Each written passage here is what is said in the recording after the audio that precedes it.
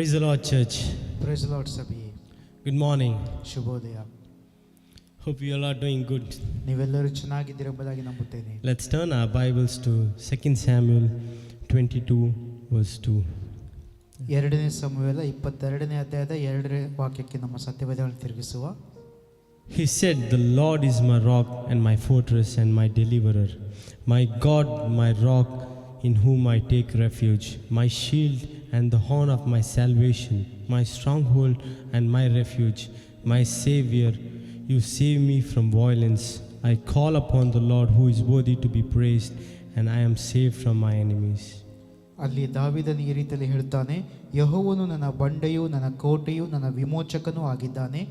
ಆತನು ನನ್ನ ಆಶ್ರಯ ಗಿರಿಯಾಗಿರುವ ದೇವರು, ನನ್ನ ಗುರಾಣಿಯು, ನನ್ನ ರಕ್ಷಣೆಯ ಕೊಂಬು, ನನ್ನ ದುರ್ಗವು, ನನ್ನ ಶರಣನು, ಬಲಾತ್ಕಾರಿಯಿಂದ ನನ್ನನ್ನು ರಕ್ಷಿಸುವವನು ಆಗಿದ್ದಾನೆ. ಯೆಹೋವನು ಸ್ತೋತ್ರಕ್ಕೆ ಅರ್ಹನು. ನಾನು ಆತನಿಗೆ ಮೊರೆ ಇಡಲು ನನ್ನನ್ನು ಶತ್ರುಗಳಿಂದ ರಕ್ಷಿಸುತ್ತಾನೆ. You know, David wrote this song of deliverance when at the end of his years. ದಾವೀದನು ತನ್ನ ಜೀವಿತದ ಕೊನೆಯ ದಿವಸಗಳಲ್ಲಿ ವಿಮೋಚನಾ ಗೀತೆಯನ್ನು ಬರೆಯುತ್ತಾನೆ. But what he is saying here is not what he is going through, but what he is saying here is the Lord was always his rock. ಅವನಿಲ್ಲಿ ತಾನು ಈಗ ಏನು ಹಾದು ಹೋಗುತ್ತಾ ಇದ್ದಾನೆ ಅದರ ಬಗ್ಗೆ ಹೇಳುತ್ತಾ ಇಲ್ಲ, ಆದರೆ ಕರ್ತನು ಯಾವಾಗಲೂ ಆಶ್ರಯ ಗಿರಿಯಾಗಿದ್ದಾನೆ ಎಂಬುದಾಗಿ ಹೇಳ್ತಾ ಇದ್ದಾನೆ. When he was a shepherd boy, God was his God. ಅವನು ಒಂದು ಕುರುಬನಾಗಿರುವಾಗಲೂ ದೇವರು ಅವನಿಗೆ ದೇವರಾಗಿದ್ದನು. When he was fighting Goliath, God was his protector. ದಾವೀದನು ಗೊಲ್ಯಾತನಿಗೆ ವಿರುದ್ಧವಾಗಿ ಹೋಗುವಾಗಲೂ ದೇವರು ಅವನನ್ನು ಸಂರಕ್ಷಿಸಿದನು. He was his rock. ಅವನು ದೇವರು ಅವನಿಗೆ ಬಂಡೆಯಾಗಿದ್ದನು. He was his Lord. ಅವನ ದೇವರಾಗಿದ್ದನು. That is why he says that he is my God. ಅದಕ್ಕೋಸ್ಕರ ಅವನು ಹೇಳುತ್ತಾನೆ ನನ್ನ ದೇವರು ಎಂಬುದಾಗಿ. This particular moment, we can say he is still our God. ಈ ಸಮಯದಲ್ಲಿ ನಾವು ಕೂಡ ಹೇಳೋಣವೇ, ಈಗಲೂ ಆತನು ನಮ್ಮ ದೇವರೇ ಆಗಿದ್ದಾನೆ. Before corona he was our God. ಕೊರೋನಾಗಿಂತ ಮುಂಚೆ ಆತನು ನಮ್ಮ ದೇವರಾಗಿದ್ದನು. During this corona he is our God. ಈ ಕೊರೋನಾ ಸನ್ನಿವೇಶದಲ್ಲೂ ಈಗಲೂ ಆತನು ನಮ್ಮ ದೇವರು. After corona he is still our God. ಈ ಕೊರೋನಾದ ಸನ್ನಿವೇಶ ಮುಗಿದ ನಂತರವೂ ಕೂಡ ಆತನೇ ನಮ್ಮ ದೇವರು. Let's just worship Jesus. ನಾವು ಯೇಸು ಕ್ರಿಸ್ತನನ್ನು ಸ್ವಲ್ಪ ಸಮಯ ಆರಾಧಿಸೋಣ ಪ್ರಿಯರೇ.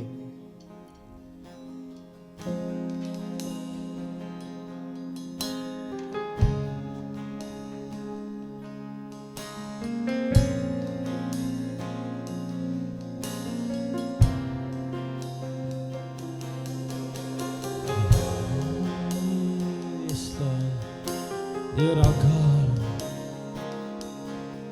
You're our Lord of our lives, Lord.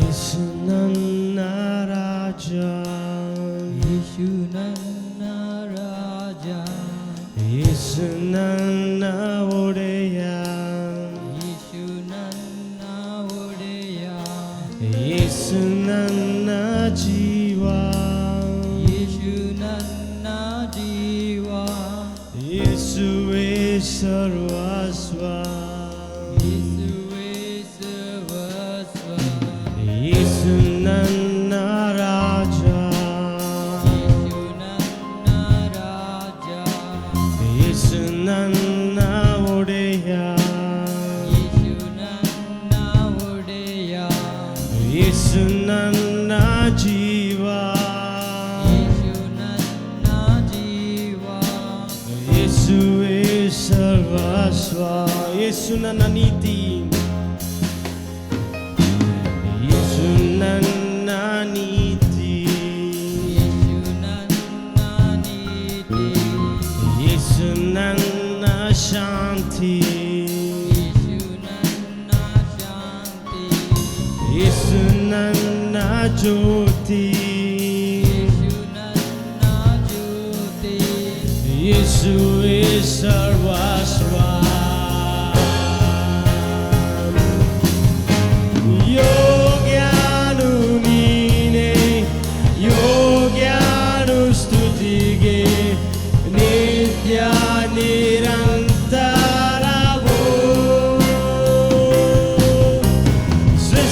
ಸೃಷ್ಟಿಸಿದೆ ನನ್ನ ಸ್ತುತಿಸಲು ನಿನ್ನ ನಿತ್ಯ ನಿರಂತರವೂ.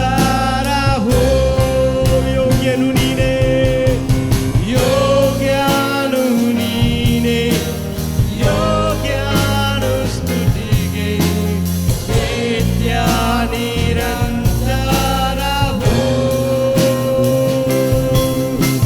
ಸೃಷ್ಟಿಸಿದೆ ನನ್ನ ಸ್ತುತಿಸಲು ನಿನ್ನ ನಿತ್ಯ ನಿರಂತರವೂ.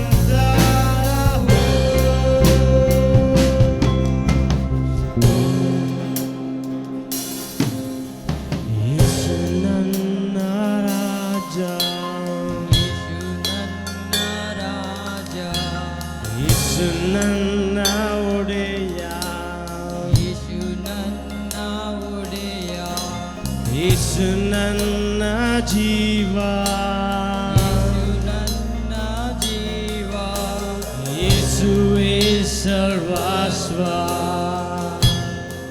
ಯೇಸು ನನ್ನ ರಾಜ, ಯೇಸು ನನ್ನ ಒಡೆಯ, ಯೇಸು ನನ್ನ ಒಡೆಯ, ಯೇಸು ನನ್ನ ರಾಜ, ಯೇಸು ನನ್ನ ರಾಜ, ಯೇಸು ನನ್ನ ಜೀವ, ನನ್ನ ಜೀವ, ಯೇಸುವೇ ಸರ್ವಸ್ವ. ಯೋಗ್ಯನು ನೀನೇ, ಯೋಗ್ಯನು ಸ್ತುತಿಗೆ ನಿತ್ಯ ನಿರಂತರವೂ. ಸೃಷ್ಟಿಸಿದೆ ನನ್ನ ಸ್ತುತಿಸಲು ನಿನ್ನ ನಿತ್ಯ ನಿರಂತರವೂ. ಯೋಗ್ಯನು ನೀನೇ, ಯೋಗ್ಯನು ಸ್ತುತಿಗೆ ನಿತ್ಯ ನಿರಂತರವೂ. ಸೃಷ್ಟಿಸಿದೆ ನನ್ನ ಸ್ತುತಿಸಲು ನಿನ್ನ ನಿತ್ಯ ನಿರಂತರವೂ.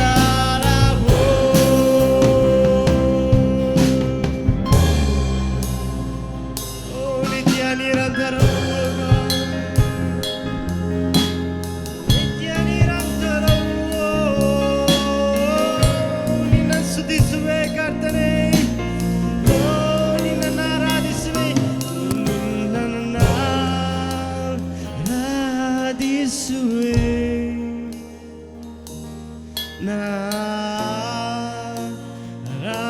ಆರಾಧಿಸುವೆ. ಕರ್ತನ ಕರ್ತ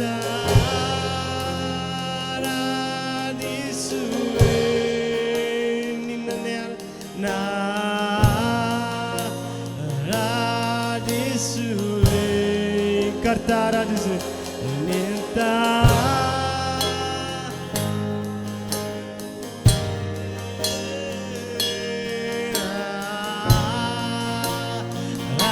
ಆರಾಧಿಸುವೆ. ಕರ್ತ ಕರ್ತ ಆರಾಧಿಸುವೆ,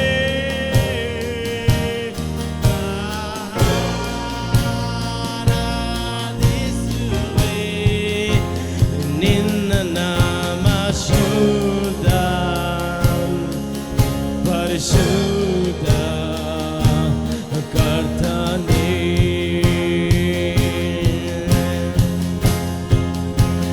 ನಿನ್ನ ನಾಮ ಶುದ್ಧ, ಪರಿಶುದ್ಧ ಕರ್ತನೇ. ಓ ನಿನ್ನ ನಾಮ, ನಿನ್ನ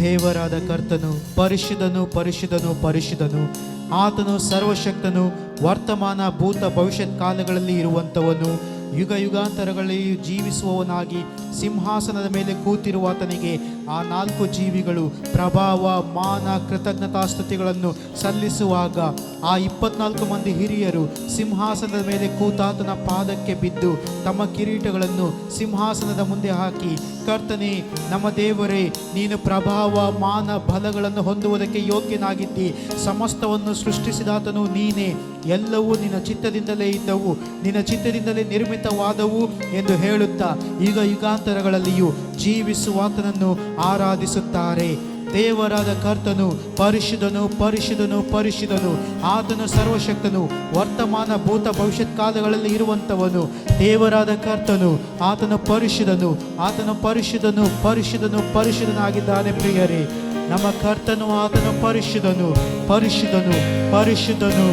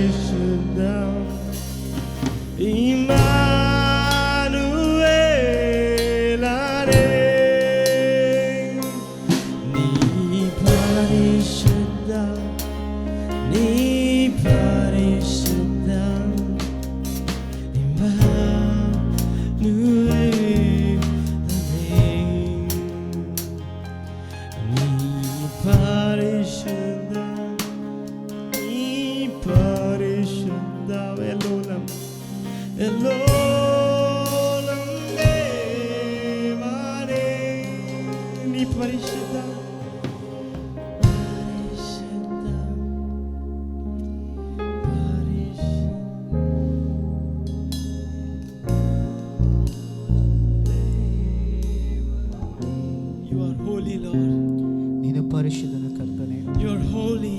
ನೀನು ಪರಿಶುದ್ಧನು.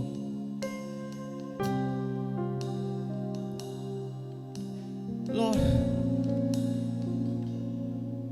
the updated picture of you is you are seated on the right hand of God. ಕರ್ತನೆ, ನಿನ್ನ ಈಗಿನ ಚಿತ್ರಣವು ನೀನು ಸಿಂಹಾಸನದಲ್ಲಿ ಕೂತಿರುವಾತನಾಗಿದ್ದಿ. The angels, ದೇವದೂತರು, the elders, ಹಿರಿಯರು, every living creatures bow down before you, Lord. ಎಲ್ಲ ಜೀವಿಗಳು ನಿನ್ನ ಮುಂದೆ ಅಡ್ಡ ಬೀಳುತ್ತಾರೆ. You are ಕರ್ತನೇ, holy, Lord. ನೀನು ಪರಿಶುದ್ಧನು. You are holy, Lord. ನೀನು ಪರಿಶುದ್ಧನು Lord, ಕರ್ತನೇ. along with the heavens, we join with the heavens and we cry out, holy, holy, holy is the Lord God Almighty. ಪರಲೋಕದ ಎಲ್ಲ ಸಕಲ ದೂತರೊಂದಿಗೆ ಸೇರಿ ನಾವು ಹೇಳುವರಾಗಿದ್ದೇವೆ ಕರ್ತನೆ, ದೇವರಾದ ಕರ್ತನು ಪರಿಶುದ್ಧನು ಪರಿಶುದ್ಧನು ಪರಿಶುದ್ಧನು. Holy, Lord, holy. ನೀನು ಪರಿಶುದ್ಧನು ದೇವರೇ.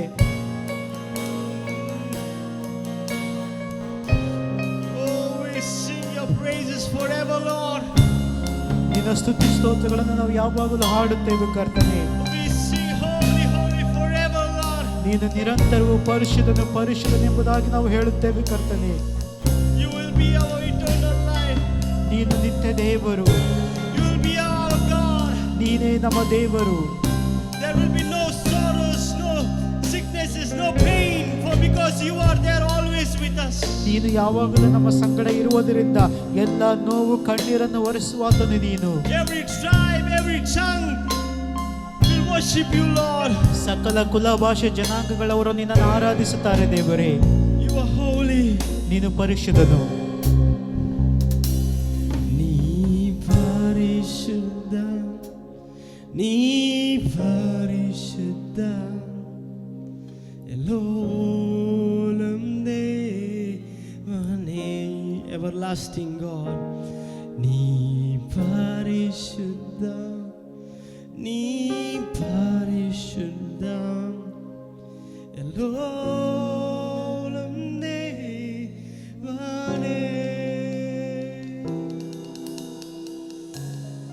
Heavenly Father, ಪರಲೋಕದ ತಂದೆ, that you are holy. ನೀನು ಪರಿಶುದ್ಧನು. You are holy, God. ನೀನು ಪರಿಶುದ್ಧನು ದೇವರೇ. Lord, thank you for giving us the privilege to come before the throne of grace. ಕೃಪಾಸನದ ಮುಂದೆ ಬರುವಂತೆ ಕೃಪೆ ಕೊಟ್ಟದಕ್ಕಾಗಿ ನಿನಗೆ ಸ್ತೋತ್ರಗಳಪ್ಪ. You are holy, O God. ನೀನು ಪರಿಶುದ್ಧನು ದೇವರೇ.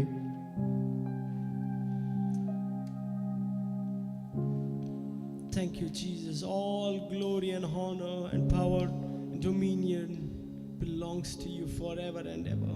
ಎಲ್ಲ ಪ್ರಭಾವ, ಮಾನ, ಬಲ, ಘನತೆ ನಿನಗೊಬ್ಬನಿಗೆ ಸಲ್ಲುತ್ತದೆ ದೇವರೇ. To you be the glory. ನಿನಗೆ ಮಹಿಮೆ ದೇವರೇ. And all God's people said, Amen. ದೇವ ಜನರೆಲ್ಲರೂ ಒಟ್ಟಾಗಿ ಹೇಳುವ Amen. Amen. Praise the lord. ದೇವರಿಗೆ ಸ್ತೋತ್ರವಾಗಲಿ. ನೀವೆಲ್ಲರೂ ನಿಮ್ಮ ಮನೆಗಳಲ್ಲಿ ಚೆನ್ನಾಗಿದ್ದೀರಿ ಎಂಬುದಾಗಿ ನಾವು ನಂಬುತ್ತೇವೆ. ಈ ದಿನಮಾನಗಳಲ್ಲಿ ಲಾಕ್ಡೌನ್ ಸ್ವಲ್ಪ ಸಡಿಲಿಕೆಯಾಗಿದೆ. ಹಾಗೂ ನಮ್ಮೆಲ್ಲರಿಗೂ ತಿಳಿದಿರೋ ಪ್ರಕಾರವಾಗಿ ನಾವೆಲ್ಲರೂ ಸೋಷಲ್ ಡಿಸ್ಟೆನ್ಸಿಂಗ್ ಇಡಬೇಕೆಂಬುದಾಗಿ ಕೇಳಿಕೊಳ್ತಾ ಇದ್ದೇವೆ. ಹಾಗೂ ಹೊರಗೆ ಹೋಗುವ ಸಮಯದಲ್ಲಿ ಹತ್ತಿರವಾಗಿ ನಿಲ್ಲುವುದಕ್ಕೋಸ್ಕರವಾಗಿ ಇಲ್ಲ. ಆದರೆ ನಿಮ್ಮಲ್ಲಿ ಒಂದು ವಿನಂತಿ, ದಯವಿಟ್ಟು ಹೊರಗೆ ಹೋಗುವಾಗ ಸೋಷಲ್ ಡಿಸ್ಟೆನ್ಸ್ ಇಟ್ಟುಕೊಳ್ಳಿ. ಆದರೆ ಯೇಸು ಕ್ರಿಸ್ತನ ಸಂಗಡ ನೀವು ಸೋಷಲ್ ಡಿಸ್ಟೆನ್ಸ್ ಇಟ್ಟುಕೊಳ್ಳಬೇಡಿ. ಆತನು ನಿಮ್ಮನ್ನು ಪ್ರೀತಿ ಮಾಡುತ್ತಾನೆ. ಆತನು ನಿಮ್ಮಲ್ಲೇ ಬಂದು ವಾಸ ಮಾಡಲಿಕ್ಕೆ ಬಯಸ್ತಾನೆ. ಆತನು ರಕ್ಷಕನಾಗಿದ್ದಾನೆ. ಎಲ್ಲಿ ಹೋಗುವಾಗಲೂ ಬರುವಾಗಲೂ ಯೇಸುವಿನ ಸಂಗಡವೇ ಹೊರಗೆ ಹೋಗಿರಿ, ಯೇಸುವಿನ ಸಂಗಡವೇ ನೀವು ಇರ್ರಿ. ಖಂಡಿತವಾಗಿ ಆತನು ನಿಮ್ಮನ್ನು ಕಾಪಾಡೋದಕ್ಕೋಸ್ಕರವಾಗಿ ಆತನು ಶಕ್ತನಾಗಿದ್ದಾನೆ. ದೇವರಿಗೆ ಮಹಿಮೆಯಾಗಲಿ. ಈ ಒಂದು ಸಮಯದಲ್ಲಿ ನಾವು ನಿಮ್ಮೆಲ್ಲರನ್ನು ಬಿಗ್ ಜೆ ಮೀಡಿಯಾ ಮೂಲಕವಾಗಿಯೂ ನಮ್ಮ ನ್ಯೂ ಲೈಫ್ ಫೆಲೋಶಿಪ್ ಸಭೆಯ ಮೂಲಕವಾಗಿಯೂ ನಿಮ್ಮೆಲ್ಲರನ್ನು ನಾವು ವಂದಿಸ್ತೇವೆ. ಈ ಸಮಯದಲ್ಲಿ ನಾವು ಪ್ರಾರ್ಥನೆ ಮಾಡೋಣ. ನಮ್ಮನ್ನು ಅತಿಯಾಗಿ ಪ್ರೀತಿ ಮಾಡುವ ನಮ್ಮ ತಂದೆಯಾದ ದೇವರೇ, ನಿನಗೆ ನಾವು ಸ್ತೋತ್ರವನ್ನು ನಾವು ಸಲ್ಲಿಸ್ತೇವಪ್ಪ. ದೇವರೇ, ನಿನ್ನನ್ನು ನಾವು ಕೊಂಡಾಡುತ್ತೇವೆ. ನೀನು ನಮ್ಮನ್ನು ಅತಿಯಾಗಿ ಪ್ರೀತಿ ಮಾಡುವುದಕ್ಕೋಸ್ಕರವಾಗಿ ನಿನಗೆ ನಾವು ಸ್ತೋತ್ರವನ್ನು ನಾವು ಸಲ್ಲಿಸುತ್ತೇವೆ ಸ್ವಾಮಿ. ನೀನು ನಮ್ಮ ರಕ್ಷಕನು ನೀನಾಗಿದ್ದಿ. ನಿನ್ನ ವಾಕ್ಯದಲ್ಲಿ ನಾವು ಓದುತ್ತೇವೆ, ದೇವರು ಲೋಕದ ಮೇಲೆ ಎಷ್ಟೋ ಪ್ರೀತಿಯನ್ನಿಟ್ಟು ತನ್ನ ಒಬ್ಬನೇ ಮಗನನ್ನು ಕೊಟ್ಟನು. ಆತನನ್ನು ನಂಬುವ ಒಬ್ಬನು ಸಹ ನಾಶವಾಗಿ ಹೋಗಬಾರದು, ನಿತ್ಯ ನಿತ್ಯಕ್ಕೂ ಜೀವಿಸಬೇಕೆಂಬುದಾಗಿ ಆತನನ್ನು ಕೊಟ್ಟನೆಂಬುದಾಗಿ ನಿನ್ನ ವಾಕ್ಯದಲ್ಲಿ ನಾವು ಓದುತ್ತೇವೆ ಸ್ವಾಮಿ. ಕರ್ತನೇ ದೇವರೇ, ನಿನಗೆ ಮಹಿಮೆ ಸಲ್ಲಿಸುತ್ತೇವೆ ಸ್ವಾಮಿ. ಪಾಪದ ಸಂಬಳ ಮರಣ, ಆದರೆ ನಮ್ಮ ಕರ್ತನು ರಕ್ಷಕನೂ ಆಗಿರುವ ಯೇಸು ಕ್ರಿಸ್ತನ ನಾಮದಲ್ಲಿ ನಮಗೆ ಸಿಗುವ ಉಚಿತಾರ್ಥವರದು ನಿತ್ಯ ಜೀವ ಎಂಬುದಾಗಿ ನಾವು ಓದುತ್ತೇವೆ ಸ್ವಾಮಿ. ದೇವರೇ, ನಿನ್ನ ಕರುಣೆ ಕೃಪೆಗೋಸ್ಕರವಾಗಿ ನಿನ್ನನ್ನು ನಾವು ಕೊಂಡಾಡುತ್ತೇವೆ ಸ್ವಾಮಿ. ಕರ್ತನೆ, ಈ ದಿನಮಾನಗಳಲ್ಲಿ ಸ್ವಾಮಿ ಈ ಲೋಕವು ಭಯದಿಂದ ಕೂಡಿದೆ ಸ್ವಾಮಿ. ಯಾವುದೇ ನಿರೀಕ್ಷೆ ಇಲ್ಲದೆ ಇದೆ ಸ್ವಾಮಿ ಕರ್ತನೆ. ಆದರೆ ನಿನ್ನಲ್ಲಿ ನಿನ್ನ ವಾಕ್ಯವನ್ನು ನಾವು ಓದುತ್ತೇವೆ ಸ್ವಾಮಿ. ನಿನ್ನಲ್ಲಿ ನಂಬಿಕೆ ಇಟ್ಟವನು ಎಂದಿಗೂ ಆಶಾಭಂಗ ಪಡನು ಎಂಬುದಾಗಿ ನಿನ್ನ ವಾಕ್ಯದಲ್ಲಿ ಬರೆದಿದೆ ಸ್ವಾಮಿ. ನಿನ್ನ ವಾಕ್ಯದಲ್ಲಿ ನಾವು ಓದುತ್ತೇವೆ ಸ್ವಾಮಿ, ಒಂದು ಸಮಯ ಉಂಟು, ಆ ನಿನ್ನಲ್ಲಿ ನಿರೀಕ್ಷೆ ಇಟ್ಟವನು ಎಂದಿಗೂ ಆ ನಿರೀಕ್ಷೆಯು ನಿರರ್ಥಕವಾಗುವುದು ಎಂಬುದಾಗಿ ನಿನ್ನ ವಾಕ್ಯದಲ್ಲಿ ಬರೆದಿದೆ. ನಿನಗೆ ನಾವು ಸ್ತೋತ್ರವನ್ನು ನಾವು ಸಲ್ಲಿಸುತ್ತೇವೆ. ನೀನು ನಮ್ಮ ಸಂಗಡ ಯುಗದ ಸಮಾಪ್ತಿಯವರೆಗೂ ಸಂಗಡ ಇದ್ದೇನೆ ಎಂಬುದಾಗಿ ನೀನು ವಾಗ್ದಾನ ಮಾಡಿದ್ದಿ ಸ್ವಾಮಿ. ಎಲ್ಲಿ 2-3 ನನ್ನ ನಾಮದಲ್ಲಿ ಸೇರಿ ಬರುತ್ತಾರೋ ಅಲ್ಲಿ ನಾನು ಇದ್ದೇನೆ ಎಂಬುದಾಗಿ ನೀನು ಹೇಳಿದ್ದಿ ಸ್ವಾಮಿ ಕರ್ತನೆ. ನಿನಗೆ ನಾವು ಸ್ತೋತ್ರವನ್ನು ನಾವು ಸಲ್ಲಿಸ್ತೇವೆ. ಈ ಸಮಯದಲ್ಲಿ ಪ್ರತಿಯೊಬ್ಬರ ಸಂಗಡ ನಿನ್ನ ಪ್ರಸನ್ನತೆಯನ್ನು ಪ್ರತಿ ಸಮಯದಲ್ಲಿಯೂ ದೇವರೇ ನೀನು ಕೊಡಬೇಕೆಂಬುದಾಗಿ ನಿನ್ನಲ್ಲಿ ನಾವು ಪ್ರಾರ್ಥನೆ ಮಾಡುತ್ತೇವೆ ಸ್ವಾಮಿ. ಪ್ರತಿಯೊಬ್ಬರು ನಿನ್ನ ಅನ್ಯೋನ್ಯತೆಯನ್ನು ಕರ್ತನೆ ಹೊಂದಬೇಕೆಂಬುದಾಗಿ ನಿನ್ನಲ್ಲಿ ನಾವು ಪ್ರಾರ್ಥನೆ ಮಾಡ್ತೇವೆ. ಪ್ರತಿಯೊಬ್ಬರು ಮನೆಯಲ್ಲಿದ್ದುಕೊಂಡು ಸ್ವಾಮಿ ದೇವರೇ ನಿನ್ನ ಆತ್ಮಭರಿತರಾಗಿ ಸ್ವಾಮಿ ಪ್ರೀತಿಯಿಂದ ಸ್ವಾಮಿ ಕರ್ತನೆ ದೇವರೇ ನಿನ್ನ ಮುಖವನ್ನು ಹುಡುಕುವುದಕ್ಕೋಸ್ಕರವಾಗಿಯೂ ನಿನ್ನ ಚಿತ್ತವನ್ನು ಹುಡುಕುವುದಕ್ಕೋಸ್ಕರವಾಗಿಯೂ ನೀನು ಪ್ರತಿಯೊಬ್ಬರಿಗೆ ನೀನು ಸಹಾಯ ಮಾಡಿ ಎಂಬುದಾಗಿ ನಾವು ಬೇಡಿಕೊಳ್ಳುತ್ತೇವೆ. ಈ ಒಂದು ಲಾಕ್ಡೌನ್ ದಿವಸಗಳಲ್ಲಿ ಸ್ವಾಮಿ ಆತ್ಮಭರಿತರಾಗುವಂತೆ ಸ್ವಾಮಿ ಕರ್ತನೆ ದೇವರೇ ನಿನ್ನ ಚಿತ್ತವನ್ನು ತಿಳಿದುಕೊಂಡು ಸ್ವಾಮಿ ಕರ್ತನೆ ಫಲಭರಿತರಾಗುವಂತೆ ಪ್ರತಿಯೊಬ್ಬರಿಗೆ ನೀನು ಸಹಾಯ ಮಾಡಿ ಎಂಬುದಾಗಿ ನಾವು ಬೇಡಿಕೊಳ್ಳುತ್ತೇವೆ ಸ್ವಾಮಿ ಕರ್ತನೆ ದೇವರೇ ನಿನಗೆ ಮಹಿಮೆ ಸಲ್ಲಿಸುತ್ತೇವೆ. ದೇವರೇ ನಿನ್ನನ್ನು ಕೊಂಡಾಡುತ್ತೇವೆ. ಇನ್ನೊಂದು ಅವರಿಗೆ ನಾವು ಪ್ರಾರ್ಥನೆ ಮಾಡ್ತೇವೆ ಸ್ವಾಮಿ, ಎಲ್ಲ ದೇವ ಜನರಿಗೋಸ್ಕರವಾಗಿ ಸ್ವಾಮಿ ಕರ್ತನೆ ಎಲ್ಲ ದೇವ ಭಕ್ತರಿಗೋಸ್ಕರವಾಗಿ ನಿನ್ನ ಮಕ್ಕಳಿಗೋಸ್ಕರವಾಗಿ ನಾವು ಪ್ರಾರ್ಥನೆ ಮಾಡ್ತೇವೆ ಸ್ವಾಮಿ. ನಿನ್ನ ಸಂರಕ್ಷಣೆ ದೇವರೇ ಎಲ್ಲ ಒದಗಿಸುವಿಕೆಯನ್ನು ಪ್ರತಿಯೊಬ್ಬರಿಗೆ ನೀನು ಕೊಡು ಎಂಬುದಾಗಿ ದೇವರೇ ನಿನ್ನಲ್ಲಿ ಪ್ರಾರ್ಥನೆ ಮಾಡ್ತೇವೆ ಸ್ವಾಮಿ ಕರ್ತನೆ ನಿನಗೆ ಮಹಿಮೆ ಸಲ್ಲಿಸುತ್ತೇವೆ. ಎಲ್ಲ ಸರ್ಕಾರದ ಅಧಿಕಾರಿಗಳಿಗೋಸ್ಕರವಾಗಿಯೂ ನಾವು ಪ್ರಾರ್ಥನೆ ಮಾಡ್ತೇವೆ. ಎಲ್ಲ ವೈದ್ಯರಿಗೋಸ್ಕರವಾಗಿಯೂ ಸ್ವಾಮಿ ಕರ್ತನೆ ಪ್ರತಿಯೊಬ್ಬರನ್ನು ಸಂರಕ್ಷಿಸು ನೀನು ಕಾಪಾಡಿ ಎಂಬುದಾಗಿ ನಾವು ಬೇಡಿಕೊಳ್ಳುತ್ತೇವೆ ಕರ್ತನೆ ದೇವರೇ ನಿನಗೆ ಮಹಿಮೆಯನ್ನು ನಾವು ಸಲ್ಲಿಸುತ್ತೇವಪ್ಪ. ದೇವರೇ ಎಲ್ಲ ಪ್ರಾಯಸ್ಥರಿಗೋಸ್ಕರವಾಗಿ ಯೌವನಸ್ಥರಿಗೋಸ್ಕರವಾಗಿ ಮಕ್ಕಳಿಗೋಸ್ಕರವಾಗಿ ನಾವು ಪ್ರಾರ್ಥನೆ ಮಾಡ್ತೇವೆ ಸ್ವಾಮಿ ಕರ್ತನೆ ಪ್ರತಿಯೊಬ್ಬರ ಮೇಲೆ ನಿನ್ನ ಸಹಾಯದ ಸಂರಕ್ಷಣೆ ಹಸ್ತವಿರಲಿ ಎಂಬುದಾಗಿ ನಾವು ಬೇಡಿಕೊಳ್ಳುತ್ತೇವೆ. ಅದೇ ರೀತಿಯಾಗಿ ಸ್ವಾಮಿ ಕಳೆದ ದಿನದಲ್ಲಿ ಆ ವಿಶಾಖಪಟ್ಟಣಂ ಎಂಬಲ್ಲಿ ಸ್ವಾಮಿ ಕರ್ತನೆ ಆ ವಿಷಾನಿಲ ಸೋರಿಕೆಯಾಗಿ ಅನೇಕ ಜನರು ಸಾವನ್ನಪ್ಪಿದ್ದಾರೆ ಸ್ವಾಮಿ ಕರ್ತನೆ. ಆ ಸಾವಿನ ಮರಣದ ಅಂಚಿನಲ್ಲಿ ಇದ್ದಾರೆ ಸ್ವಾಮಿ. ಪ್ರತಿಯೊಬ್ಬರ ಮೇಲೆ ದೇವರೇ ನಿನ್ನ ಕರುಣೆಯನ್ನು ನಾವು ಬೇಡಿಕೊಳ್ಳುತ್ತೇವಪ್ಪ. ಯಾರು ನಾಶವಾಗಿ ಹೋಗಬಾರದು ಸ್ವಾಮಿ ಕರ್ತನೆ ನಿನ್ನ ಸಂರಕ್ಷಣೆ ಬರಬೇಕೆಂಬುದಾಗಿ ನಿನ್ನಲ್ಲಿ ನಾವು ಪ್ರಾರ್ಥನೆ ಮಾಡ್ತೇವೆ ದೇವರೇ. ಅದೇ ರೀತಿಯಾಗಿ ಈ ಕೋವಿಡ್ ವೈರಸ್ನಿಂದ ಸೋಂಕಿತರಾದ ಎಲ್ಲ ಜನರು ಸ್ವಾಮಿ ಕರ್ತನೆ ದೇವರೇ ನಿನ್ನನ್ನು ಕಂಡುಕೊಳ್ಳುವಂತೆ ಸ್ವಾಮಿ ಯೇಸುವಿನ ನಾಮವನ್ನು ಸ್ವಾಮಿ ಕರ್ತನೆ ಅವರು ಅರಿಕೆ ಮಾಡುವಂತೆ ಅದರ ಮೂಲಕವಾಗಿ ಅವರಿಗೆ ರಕ್ಷಣೆ ಉಂಟಾಗುವಂತೆ ನಿನ್ನಲ್ಲಿ ನಾವು ಪ್ರಾರ್ಥನೆ ಮಾಡ್ತೇವಪ್ಪ. ದೇವರೇ ನಿನಗೆ ಮಹಿಮೆ ಸಲ್ಲಿಸುತ್ತೇವೆ, ನಿನ್ನನ್ನು ಕೊಂಡಾಡುತ್ತೇವೆ ಸ್ವಾಮಿ ಕರ್ತನೆ. ನಮ್ಮ ಈ ಬಿಗ್ ಜೆ ಮೀಡಿಯಾಕ್ಕೋಸ್ಕರವಾಗಿ ನಾವು ಪ್ರಾರ್ಥನೆ ಮಾಡ್ತೇವೆ. ಈ ಒಂದು ಮೀಡಿಯಾದ ಮೂಲಕವಾಗಿ ಸಾರಲ್ಪಡುವ ಪ್ರತಿಯೊಂದು ಕರ್ತನೆ ವಚನದ ಮೂಲಕವಾಗಿ ಜನರು ಆಶೀರ್ವಾದ ಹೊಂದಲಿ, ರಕ್ಷಣೆ ಹೊಂದಲಿ ಎಂಬುದಾಗಿ ನಾವು ಬೇಡಿಕೊಳ್ಳುತ್ತೇವೆ ಸ್ವಾಮಿ. ಪ್ರತಿಯೊಬ್ಬರನ್ನು ಕೆಲಸ ಮಾಡುವ ಇಲ್ಲಿ ಜನರನ್ನು ನೀನು ಆಶೀರ್ವದಿಸು, ಪ್ರತಿಯೊಂದು ಅವಶ್ಯಕತೆಗಳನ್ನು ನೀನು ಒದಗಿಸಿಕೊಡು ಎಂಬುದಾಗಿ ನಾವು ಬೇಡಿಕೊಳ್ಳುತ್ತೇವಪ್ಪ. ನಮ್ಮ ಸಭೆಗೋಸ್ಕರವಾಗಿ ನಿನಗೆ ಸ್ತೋತ್ರ. ಪ್ರತಿಯೊಬ್ಬರನ್ನು ನೀನು ಸಂರಕ್ಷಿಸು, ಕಾಪಾಡು ಸ್ವಾಮಿ ಕರ್ತನೆ. ಈಗ ಕೇಳಲಿಕ್ಕಿರುವ ವಾಕ್ಯವನ್ನು ದೇವರೇ ನೀನು ಅಭಿಷೇಕಿಸು ಎಂಬುದಾಗಿ ನಾವು ಬೇಡಿಕೊಳ್ಳುತ್ತೇವೆ ಸ್ವಾಮಿ. ನಿನ್ನ ವಾಕ್ಯವು ಸ್ವಾಮಿ ಕರ್ತನೆ ಪ್ರತಿಯೊಬ್ಬರಿಗೆ ಬೀಜೋದೋಪಾದಿಯಲ್ಲಿ ಸ್ವಾಮಿ ಕರ್ತನೆ ಬಂದು ಸ್ವಾಮಿ ಮೊಳಕೆ ಹೊಡೆಯುವಂತೆ ಸ್ವಾಮಿ ಕರ್ತನೆ ಕರ್ತನೆ ಕಾಲಿಗೆ ದೀಪವು ದಾರಿಗೆ ಬೆಳಕಾಗುವಂತೆ ಸ್ವಾಮಿ ಕರ್ತನೆ ದೇವರೇ ಆಹಾರವಾಗುವಂತೆ ದೇವರೇ ನೀನು ಮಾರ್ಪಡಿಸುವುದಾಗಿ ನಾವು ಬೇಡಿಕೊಳ್ಳುತ್ತೇವಪ್ಪ. ದೇವರೇ ಪ್ರಕಟಣೆಯನ್ನು ಕೊಡು ಎಂಬುದಾಗಿ ನಾವು ಬೇಡಿಕೊಳ್ಳುತ್ತೇವೆ. ದೇವರೇ ನಿನಗೆ ಮಹಿಮೆ ಆಗಲಿ, ಸ್ತುತಿ ಸ್ತೋತ್ರ ಘನ ಗೌರವವನ್ನು ನಾವು ಸಲ್ಲಿಸುತ್ತೇವೆ ಸ್ವಾಮಿ. ನಮ್ಮ ಕರ್ತನು ರಕ್ಷಕನೂ ಆಗಿರುವ ಯೇಸು ಕ್ರಿಸ್ತನ ನಾಮದಲ್ಲಿ ನಮ್ಮ ತಂದೆಯೇ, ಆಮೇನ್ ಆಮೇನ್. Praise the Lord. Praise the Lord. Now today is the second Sunday of this month. ಈ ತಿಂಗಳ 2ನೇ ಭಾನುವಾರ ಇಂದಾಗಿದೆ. This is the day that all over the world they are celebrating Mother's Day. ಈ ದಿನ ಪ್ರಪಂಚದಾದ್ಯಂತ ತಾಯಂದಿರ ದಿನವಾಗಿ ಇದನ್ನು ಆಚರಿಸ್ತಾರೆ. And I take this opportunity to congratulate all the mothers in our churches. ನಮ್ಮ ಸಭೆಯಲ್ಲಿರುವಂತ ಎಲ್ಲ ತಾಯಂದಿರನ್ನ ಅಭಿನಂದಿಸೋದಕ್ಕೆ ನಾನು ಈ ಸಮಯ ತೆಗೆದುಕೊಳ್ಳುತ್ತೇನೆ. And the Bible says that her children will rise up and say she is blessed. Bible ಹೇಳುತ್ತದೆ ಆಕೆಯ ಮಕ್ಕಳು ಎದ್ದು ಆಕೆ ಧನ್ಯಳು ಎಂಬುದಾಗಿ ಹೇಳುತ್ತಾರೆ. Indeed, all the mothers are very blessed. ತಾಯಂದಿರು ಎಲ್ಲರೂ ಕೂಡ ಧನ್ಯರು. Because the Lord has placed you as mothers and given you responsibility to pray for your children and to raise them up for the kingdom of God. ಯಾಕಂದರೆ ದೇವರು ನಿಮ್ಮ ಮಕ್ಕಳನ್ನ ಬೆಳೆಸೋದಕ್ಕೆ ನಿಮಗೆ ಜವಾಬ್ದಾರಿಯನ್ನು ಕೊಟ್ಟು ಅವರಿಗೋಸ್ಕರ ಪ್ರಾರ್ಥಿಸುವಂತ ಅವಕಾಶವನ್ನು ದೇವರು ನಿಮಗೆ ಕೊಟ್ಟಿದ್ದಾನೆ. Mothers, that we are praying for you. ತಾಯಂದಿರ ನಿಮಗೋಸ್ಕರ ನಾವು ಪ್ರಾರ್ಥಿಸ್ತಾ ಇದ್ದೇವೆ. And that your role is very important in the church of God. ದೇವರ ಸಭೆಯಲ್ಲಿ ನಿಮ್ಮ ಒಂದು ಪಾತ್ರವು ಬಹಳ ಪ್ರಾಮುಖ್ಯವಾಗಿದೆ. And your children are blessed as well. ನಿಮ್ಮ ಮಕ್ಕಳು ಕೂಡ ಧನ್ಯರಾಗಿದ್ದಾರೆ. I know this is our time that we are praying for all the mothers and the families. ಎಲ್ಲ ತಾಯಂದಿರಿಗೋಸ್ಕರ ಎಲ್ಲ ಕುಟುಂಬಗಳಿಗೋಸ್ಕರ ನಾವು ಪ್ರಾರ್ಥಿಸುತ್ತಾ ಇರುವಂತ ಸಮಯಗಳಿವಾಗಿವೆ. Particularly during the time of this lockdown, that many mothers would have gone through hard times. ವಿಶೇಷವಾಗಿ ಈ ಒಂದು lockdown ಸಮಯದಲ್ಲಿ ಅನೇಕ ತಾಯಂದಿರು ನಿಮ್ಮ ಮಕ್ಕಳ ನಿಮಿತ್ತ ಕಠಿಣವಾದ ದಿವಸಗಳಲ್ಲಿ ಹಾದು ಹೋಗಿರಬಹುದು. But your effort and your prayer that really sustained your children as well as your family. ಆದರೆ ನಿಮ್ಮ ಪ್ರಾರ್ಥನೆಗಳು ಮತ್ತು ನಿಮ್ಮ ಎಲ್ಲ ಪ್ರಯಾಸಗಳು ನಿಮ್ಮ ಮಕ್ಕಳನ್ನು ಸಂರಕ್ಷಿಸಿ ಅದು ನಡೆಸುತ್ತಾ ಬರುತ್ತಾ ಇವೆ. May the Lord bless all the mothers in our church.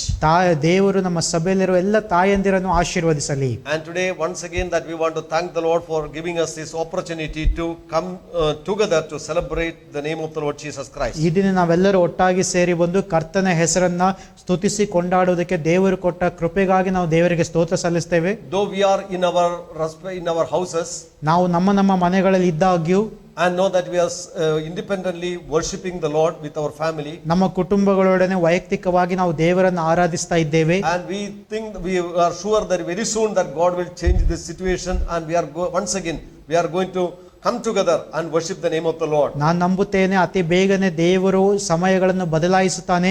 ನಾವು ಒಟ್ಟಾಗಿ ಸಭೆಯಾಗಿ ಸೇರಿ ಬಂದು ಆರಾಧಿಸೋದಕ್ಕೆ ಕಾಲ ಬರುತ್ತದೆ ಎಂಬುದಾಗಿ. And also we want to thank the Big J TV ಮತ್ತು ಬಿಗ್ ಜೆ ಟಿವಿಗೆ ನಾವು ಕೃತಜ್ಞತೆ ಸಲ್ಲಿಸ್ತೇವೆ. and their effort even spreading the gospel even during the time of lockdown. ಈ ಲಾಕ್ಡೌನ್ ಸಮಯದಲ್ಲಿ ಕೂಡ ದೇವರ ವಾಕ್ಯವನ್ನು ಸಾರುವುದಕ್ಕೆ ಅವರು ಪಡುತ್ತಿರುವ ಎಲ್ಲ ಪ್ರಯಾಸಗಳಿಗಾಗಿ ಅವರಿಗೆ ಧನ್ಯವಾದಗಳು. I request you church to continuously pray for this ministry ಸಭೆಯವರೇ ದಯವಿಟ್ಟು ಈ ಒಂದು ಸೇವೆಗೋಸ್ಕರ ನಿರಂತರವಾಗಿ ಬಿಗ್ ಜೆಗೋಸ್ಕರ ಪ್ರಾರ್ಥಿಸಿರಿ. so that the Lord's ministry may carry on, continue to spread across the world. ಲೋಕದಾದ್ಯಂತ ದೇವರ ವಾಕ್ಯವು ಹರಡುವಂತೆ ಮತ್ತು ಸುವಾರ್ತೆಯು ಹರಡುವಂತೆ. As prayers are going on, the Lord is going to do great and mighty things in this nation. ಪ್ರಾರ್ಥನೆಗಳು ಎಬ್ಬಿಸಲ್ಪಡುವಂತ ಸಮಯದಲ್ಲಿ ದೇವರು ನಮ್ಮ ರಾಷ್ಟ್ರದಲ್ಲಿ ಉನ್ನತವಾದ ಬಲವಾದ ಕಾರ್ಯಗಳನ್ನು ಮಾಡುತ್ತಾನೆ. Though that things are not going smooth as we expect, ನಾವು ನಿರೀಕ್ಷಿಸಿದ ರೀತಿಯಲ್ಲಿ ಸಂಗತಿಗಳು ನಡೆಯದೇ ಇರುವಾಗಲೂ but God is still on the throne. ದೇವರು ಇನ್ನು ಸಿಂಹಾಸನ He ರೂಢನಾಗಿದ್ದಾನೆ. is in control of everything. ಆತನು ಎಲ್ಲವನ್ನು ತನ್ನ ನಿಯಂತ್ರಣದಲ್ಲಿ He is in ಇಟ್ಟುಕೊಂಡಿದ್ದಾನೆ. control of every situation. ಎಲ್ಲ ಸನ್ನಿವೇಶಗಳು ಆತನ ಹತೋಟಿಯಲ್ಲಿವೆ. He is in control of your life, is in control of Him. ನಿಮ್ಮ ಜೀವಿತಗಳು ಆತನ ನಿಯಂತ್ರಣದಲ್ಲಿವೆ. So continue to give Him thanks and praise. ನಿರಂತರವಾಗಿ ಆತನನ್ನು ಸ್ತುತಿಸಿ ಕೊಂಡಾಡಿರಿ. So let us look to the word of God for this morning. ಈ ಮುಂಜಾನೆಯಲ್ಲಿ ನಾವು ದೇವರ ವಾಕ್ಯವನ್ನು ನೋಡಿಕೊಳ್ಳುವ. And last time I was sharing with you the significance of the church during the time of lockdown. ಕಳೆದ ವಾರದಲ್ಲಿ ನಾನು ನಿಮ್ಮ ಸಂಗಡ ಹಂಚಿಕೊಂಡೆನು ಈ ಲಾಕ್ಡೌನ್ ಸಮಯದಲ್ಲಿ ಸಭೆಯ ಪ್ರಾಮುಖ್ಯತೆಯ ಕುರಿತಾಗಿ. No, church is not locked down. ಸಭೆ ಮುಚ್ಚಲ್ಪಟ್ಟಿಲ್ಲ. Though that our services and the building may be closed down, ನಮ್ಮ ಕಟ್ಟಡಗಳು ಆರಾಧನೆ ಕೂಟಗಳು ಮುಚ್ಚಲ್ಪಟ್ಟಿವೆ. and all the born again Christians, you know, the church is not the building. ಎಲ್ಲ ಹೊಸದಾಗಿ ಹುಟ್ಟಿರುವಂತಹ ವಿಶ್ವಾಸಿಗಳಿಗೆ ಚೆನ್ನಾಗಿ ಗೊತ್ತು, ಸಭೆಯು ಮುಚ್ಚಲ್ಪಟ್ಟಿಲ್ಲ. We are the church of God. ನಾವೇ ದೇವರ ಸಭೆಯಾಗಿದ್ದೇವೆ. Building is not the church of God. ಕಟ್ಟಡವು ಅದು ಸಭೆಯಲ್ಲ. The building is the only place where we are meeting together to celebrate the victory of our Lord Jesus Christ and His name. ಕಟ್ಟಡ ಎನ್ನುವಂಥದ್ದು ನಾವು ಒಟ್ಟಾಗಿ ಸೇರಿ ಬರುವಂತಹ ಒಂದು ಸ್ಥಳವಾಗಿದೆ. ಕರ್ತನಾದ ಯೇಸು ಕ್ರಿಸ್ತನನ್ನು ಸ್ತುತಿಸುವುದಕ್ಕಾಗಿ ಸೇರಿ ಬರುವ ಸ್ಥಳ. Let me remind you, last week I was sharing that the church is built by Jesus Christ. ನಾನು ಕಳೆದ ವಾರ ಕಲಿಸಿದಂತ ಕೆಲವು ಸಂಗತಿಗಳು ನೆನಪಿಸಲು ಬಯಸ್ತೇನೆ. ಸಭೆಯು ಯೇಸು ಕ್ರಿಸ್ತನಿಂದ ಕಟ್ಟಲ್ಪಟ್ಟಿದೆ. The church is being built by Jesus Christ. ಸಭೆಯು ಯೇಸು ಕ್ರಿಸ್ತನಿಂದ ಕಟ್ಟಲ್ಪಡುತ್ತಾ ಇದೆ. Because He said, I will build my church upon this rock. ಯಾಕೆಂದರೆ ಆತನು ಹೇಳಿದನು, ಈ ಒಂದು ಬಂಡೆಯ ಮೇಲೆ ನನ್ನ ಸಭೆಯನ್ನು And the ಕಟ್ಟುತ್ತೇನೆ gates of hell shall not prevail against it. ಮತ್ತು ಪಾತಾಳದ ಬಾಗಿಲುಗಳು ಅದನ್ನು ಜಯಿಸಲಾರವು. And now we see that this church is being prepared to be the bride of Jesus Christ. ಯೇಸು ಕ್ರಿಸ್ತನ ಮೊದಲ ಗಿತ್ತಿ ಆಗುವುದಕ್ಕೋಸ್ಕರ ಈ ಸಭೆ ಸಿದ್ಧವಾಗುತ್ತಾ ಇದೆ ಎಂಬುದಾಗಿ ನಾವು ನೋಡಿದೆವು. Paul said, I want to present every man perfect in Christ Jesus. ಪೌಲನು ಹೇಳಿದನು, ಪ್ರತಿಯೊಬ್ಬರನ್ನು ಕ್ರಿಸ್ತನಲ್ಲಿ ಪ್ರವೀಣರನ್ನಾಗಿ ನಿಲ್ಲಿಸುವುದಕ್ಕೆ ನಾವು ಪ್ರಯತ್ನಿಸ್ತಾ So ಇದ್ದೇವೆ. God is preparing a glorious and powerful church to be with Him forever and ever. ದೇವರು ತನ್ನ ಒಂದು ಬಲವಾದ ಮಹಿಮೆಯುತವಾದ ಸಭೆಯನ್ನ ತನ್ನ ಸಂಗಡ ಇರುವುದಕ್ಕೋಸ್ಕರ ಸಿದ್ಧಪಡಿಸುತ್ತಾ ಇದ್ದಾನೆ. And so that we also need to be prepared ourselves to meet with the Lord Jesus Christ. ನಮ್ಮ ಕರ್ತನಾದ ಯೇಸು ಕ್ರಿಸ್ತನನ್ನು ಸಂಧಿಸಲು ನಾವು ಕೂಡ ಸಿದ್ಧರಾಗಬೇಕು. And then what we studied is last time that the formation of the early church, how this church was formed in the early days. ಮತ್ತು ಕಳೆದ ವಾರ ನಾವು ನೋಡಿಕೊಂಡ ಇನ್ನಿತರ ವಿಷಯಗಳು, ಸಭೆಯು ಆದಿ ಸಭೆಯು ಹೇಗೆ ಸ್ಥಾಪಿಸಲ್ಪಟ್ಟಿತು. On the day of Pentecost, ಪಂಚಾಶತ್ತಮ when the ದಿನದಲ್ಲಿ disciples came together to pray, ಶಿಷ್ಯರೆಲ್ಲರೂ ಒಟ್ಟಾಗಿ ಪ್ರಾರ್ಥಿಸಲು ಸೇರಿ ಬರುವಾಗ suddenly the Holy Spirit came upon them. ಪರಿಶುದ್ಧಾತ್ಮನು ತಕ್ಷಣವೇ ಇದ್ದಕ್ಕಿದ್ದ ಹಾಗೆ ಇಳಿದು It ಬಂದನು. was the day of Pentecost. ಅದು ಪಂಚಾಶತ್ತಮ Many ದಿನವಾಗಿತ್ತು. people from around the world, they have come to celebrate the day of Pentecost. ಲೋಕದಿಂದ ಬೇರೆ ಬೇರೆ ಲೋಕದ ಕಡೆಯಿಂದ ಜನರೆಲ್ಲರೂ ಸೇರಿ ಬಂದಿದ್ದರು ಪಂಚಾಶತ್ತಮ ದಿನವನ್ನು ಆಚರಿಸುವುದಕ್ಕೆ. And on that day, ಆ ದಿನದಲ್ಲಿ people were attracted to the incident. ಈ ಒಂದು ಘಟನೆಗೆ ಜನರು ಆಕರ್ಷಿತರಾದರು. And then that Peter was preaching the first ever gospel message to the church. ಸಭೆಗೆ To the people. ಆ ಜನರಿಗೆ ಪೇತ್ರನು ಮೊದಲ ಸುವಾರ್ಥ ಸಭೆಯ ಸಂದೇಶವನ್ನು ಸಾರುತ್ತಾನೆ. And as a result, on that day, around 3,000 people, they decided to follow the Lord Jesus Christ. ಅದರ ನಿಮಿತ್ತವಾಗಿ ಆ ದಿನ ಸುಮಾರು 3,000 ಜನರು ಕ್ರಿಸ್ತನನ್ನ ಹಿಂಬಾಲಿಸೋದಕ್ಕೆ ತೀರ್ಮಾನಿಸುತ್ತಾರೆ. How did they become believers? ಅವರು ಹೇಗೆ ವಿಶ್ವಾಸಿಗಳಾದರು? You know that we noted from Acts chapter 2 verse 38. ಅಪೊಸ್ತಲ ಕೃತ್ಯಗಳು 2:38 ನಾವು There says, ನೋಡಿಕೊಂಡೆವು. when Peter said to them, repent and let every one of you baptize in the name of Jesus Christ for the remission of sins, and you shall receive the gift of the Holy Spirit. ಪೇತ್ರನು ಅವರಿಗೆ, ನಿಮ್ಮ ಪಾಪಗಳು ಪರಿಹಾರವಾಗುವುದಕ್ಕಾಗಿ ನಿಮ್ಮಲ್ಲಿ ಪ್ರತಿಯೊಬ್ಬರು ದೇವರ ಕಡೆಗೆ ತಿರುಗಿಕೊಂಡು ಯೇಸು ಕ್ರಿಸ್ತನ ಹೆಸರಿನ ಮೇಲೆ ದೀಕ್ಷಾಸ್ನಾನ ಮಾಡಿಸಿಕೊಳ್ಳಿರಿ, ಆಗ ನೀವು ಪವಿತ್ರಾತ್ಮ ದಾನವನ್ನು ಹೊಂದುವಿರಿ ಎಂದು ಹೇಳಿದನು. Basing upon this message, ಈ ಒಂದು ಸಂದೇಶದ ಮೇಲೆ ಆತುಕೊಂಡು the people repented of their sins, ಜನರು ತಮ್ಮ ಪಾಪಗಳಿಗಾಗಿ ಪಶ್ಚಾತ್ತಾಪ ಪಟ್ಟರು. or that they were convicted of their sins, ಅವರು ತಮ್ಮ ಪಾಪಗಳಿಗೋಸ್ಕರ ಮನವರಿಕೆಯನ್ನು ಹೊಂದಿದರು. and then they were baptized ಮತ್ತು ನಂತರ In ದೀಕ್ಷಾ water. ನೀರಿನಲ್ಲಿ ದೀಕ್ಷಾಸ್ನಾನ They ತೆಗೆದುಕೊಂಡರು. identified with what the Lord has done for them. ಕರ್ತನಾದ ಯೇಸು ಕ್ರಿಸ್ತನು ತಮಗೋಸ್ಕರ ಮಾಡಿದ ವಿಷಯದಲ್ಲಿ ತಮ್ಮನ್ನು ತಾವು ಗುರುತಿಸಿಕೊಂಡರು. And then received the forgiveness of sin and the gift of the Holy Spirit. ಅವರು ತಮ್ಮ ಪಾಪಗಳ ಪರಿಹಾರವನ್ನು ಹೊಂದಿಕೊಂಡರು ಮತ್ತು ಪವಿತ್ರಾತ್ಮನನ್ನು ಕೂಡ ಹೊಂದಿಕೊಂಡರು. So the New Testament church was formed on the day of Pentecost when people heard the word of God and repented and baptized. ಜನರು ದೇವರ ವಾಕ್ಯವನ್ನು ಕೇಳಿ ಪಶ್ಚಾತ್ತಾಪ ಪಟ್ಟು ದೀಕ್ಷಾಸ್ನಾನ ಮಾಡಿಸಿಕೊಂಡ ಆ ಸಮಯದಲ್ಲಿ ಆದಿ ಸಭೆಯು ಪ್ರಾರಂಭವಾಯಿತು. And when that they came together, ಅವರು ಒಟ್ಟಾಗಿ ಸೇರಿ ಬಂದಾಗ so the first thing that we did is that they understood the need of holiness in their life. ಅವರು ಮೊದಲು ಅರ್ಥ ಮಾಡಿಕೊಂಡದ್ದು ಪರಿಶುದ್ಧತೆಯ ಅಗತ್ಯತೆಯನ್ನು ಅವರು ಅರ್ಥ ಮಾಡಿಕೊಂಡರು. Because Peter was preaching the gospel, the message to them.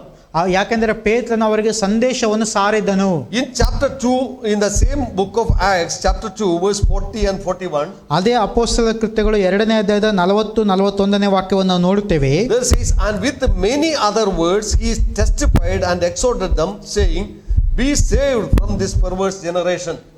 ಬೇರೆ ಅನೇಕವಾದ ಮಾತುಗಳಿಂದ ಅವನು ಖಂಡಿತವಾಗಿ ಸಾಕ್ಷಿ ನುಡಿದು ವಕ್ರ ಬುದ್ಧಿಯುಳ್ಳ ಈ ಸಂತತಿಯವರಿಂದ ತಪ್ಪಿಸಿಕೊಳ್ಳಿರಿ ಎಂದು ಅವರನ್ನು ಎಚ್ಚರಿಸಿದನು. No, he says that for your salvation, immediate salvation, that you need to separate yourself from this perverse generation. ಅವನು ರಕ್ಷಣೆ ಹೊಂದಿದ ನಂತರ ಅವರಿಗೆ ತಕ್ಷಣ ಹೇಳುತ್ತಾನೆ, ಈ ವಕ್ರ ಬುದ್ಧಿಯುಳ್ಳಂತ ಸಂತತಿಯವರಿಂದ ನಿಮ್ಮನ್ನು ನೀವು ತಪ್ಪಿಸಿಕೊಳ್ಳಿರಿ, ಬೇರ್ಪಡಿಸಿಕೊಳ್ಳಿರಿ. You know what is the meaning of perverse?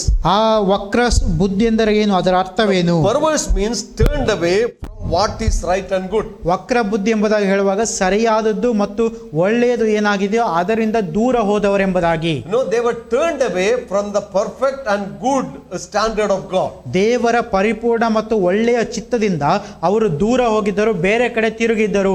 Beloved, the generation, the present generation is known as an evil generation according to the word of God. ಪ್ರಿಯರೇ, ಈಗಿನ ಸಂತತಿ ದೇವರ ವಾಕ್ಯದ ಪ್ರಕಾರ ದುಷ್ಟ ಸಂತತಿ ಎಂಬುದಾಗಿ ಕರೆಯಲ್ಪಟ್ಟಿದೆ. Why that God called them as evil generation? ಯಾಕೆ ದೇವರು ಅವರನ್ನ ದುಷ್ಟ ಸಂತತಿ ಎಂಬುದಾಗಿ ಕರೆದನು? Not because they do not have any education, ಅವರಿಗೆ ವಿದ್ಯಾಭ್ಯಾಸ ಇಲ್ಲ ಎಂಬುದಾಗಿ ಅಲ್ಲ, not because they don't have money. ಅವರಿಗೆ ಹಣ ಇಲ್ಲ ಎಂಬುದಾಗಿ ಅಲ್ಲ, They have status in the society. ಅವರಿಗೆ ಸಮಾಜದಲ್ಲಿ ಸ್ಥಾನವಿಲ್ಲ ಎಂಬುದಾಗಿ ಅಲ್ಲ, Everything that whatever they want, they have in this society. ಅವರಿಗೆ ಈ ಲೋಕದಲ್ಲಿ ಬೇಕಾದ ಎಲ್ಲ ಸಂಗತಿಗಳು ಹೊಂದಿದ್ದಾಗ್ಯೂ But God says this generation is an evil generation or a perverse generation. ದೇವರು ಹೇಳ್ತಾನೆ ಈ ಸಂತತಿಯು ದುಷ್ಟ ಸಂತತಿ ಆಗಿದೆ, ವಕ್ರ ಬುದ್ಧಿಯುಳ್ಳ ಸಂತತಿ ಎಂಬುದಾಗಿ. Beloved, you and me are not the people to judge. ಪ್ರಿಯರೇ, ನಾನು ನೀವು ಅವರನ್ನ ಖಂಡಿಸುವಂತವರಲ್ಲ. But God says, ಆದರೆ ದೇವರು ತಾನೇ ಹೇಳುತ್ತಾನೆ, in His standard, ತನ್ನ ಒಂದು ಗುಣಮಟ್ಟದ ಪ್ರಕಾರ from this right and good, ಒಳ್ಳೆಯದು ಮತ್ತು ಕೆಟ್ಟದರ they have ಮಧ್ಯದಲ್ಲಿ already turned away. ಅವರು ದೇವರಿಂದ ದೂರಕ್ಕೆ ತಿರುಗಿದ್ದಾರೆ. Now, Peter is emphasizing that you need to turn or separate yourself from this evil and perverse generation. ಈಗ ಪೇತ್ರನು ಅವರಿಗೆ ಸ್ಪಷ್ಟವಾಗಿ ಎಚ್ಚರಿಸ್ತಾ ಇದ್ದಾನೆ, ನೀವು ಈ ವಕ್ರ ಬುದ್ಧಿಯುಳ್ಳ ಈ ಸಂತತಿಯಿಂದ ತಪ್ಪಿಸಿಕೊಳ್ಳಿರಿ. Means there are two things that is there. ಅಲ್ಲಿ ಎರಡು ಕಾರ್ಯಗಳನ್ನು ನಾವು ನೋಡ್ತೇವೆ. Because you believe in the Lord Jesus Christ, ನೀವು ಯೇಸುವಿನಲ್ಲಿ ನಂಬಿಕೆ ಇಟ್ಟ ಕಾರಣ, because you repented of your sins, ನಿಮ್ಮ ಪಾಪಗಳಿಗಾಗಿ ನೀವು ಪಶ್ಚಾತ್ತಾಪ ಪಟ್ಟ ಕಾರಣ, you cannot continue with the present evil generation. ಈ ದುಷ್ಟ ಸಂತತಿಯೊಡನೆ ನೀವು ಇನ್ನೂ ಮುಂದುವರಿಯಲು ಸಾಧ್ಯವಿಲ್ಲ. You separate yourself. ನಿಮ್ಮನ್ನು ನೀವು ಪ್ರತ್ಯೇಕಿಸಿಕೊಳ್ಳಿರಿ. The separation means holiness. ಈ ಪ್ರತ್ಯೇಕ ಪಡಿಸುವಿಕೆ ಅದೇ ಪರಿಶುದ್ಧತೆಯಾಗಿದೆ. That God want people to be holy.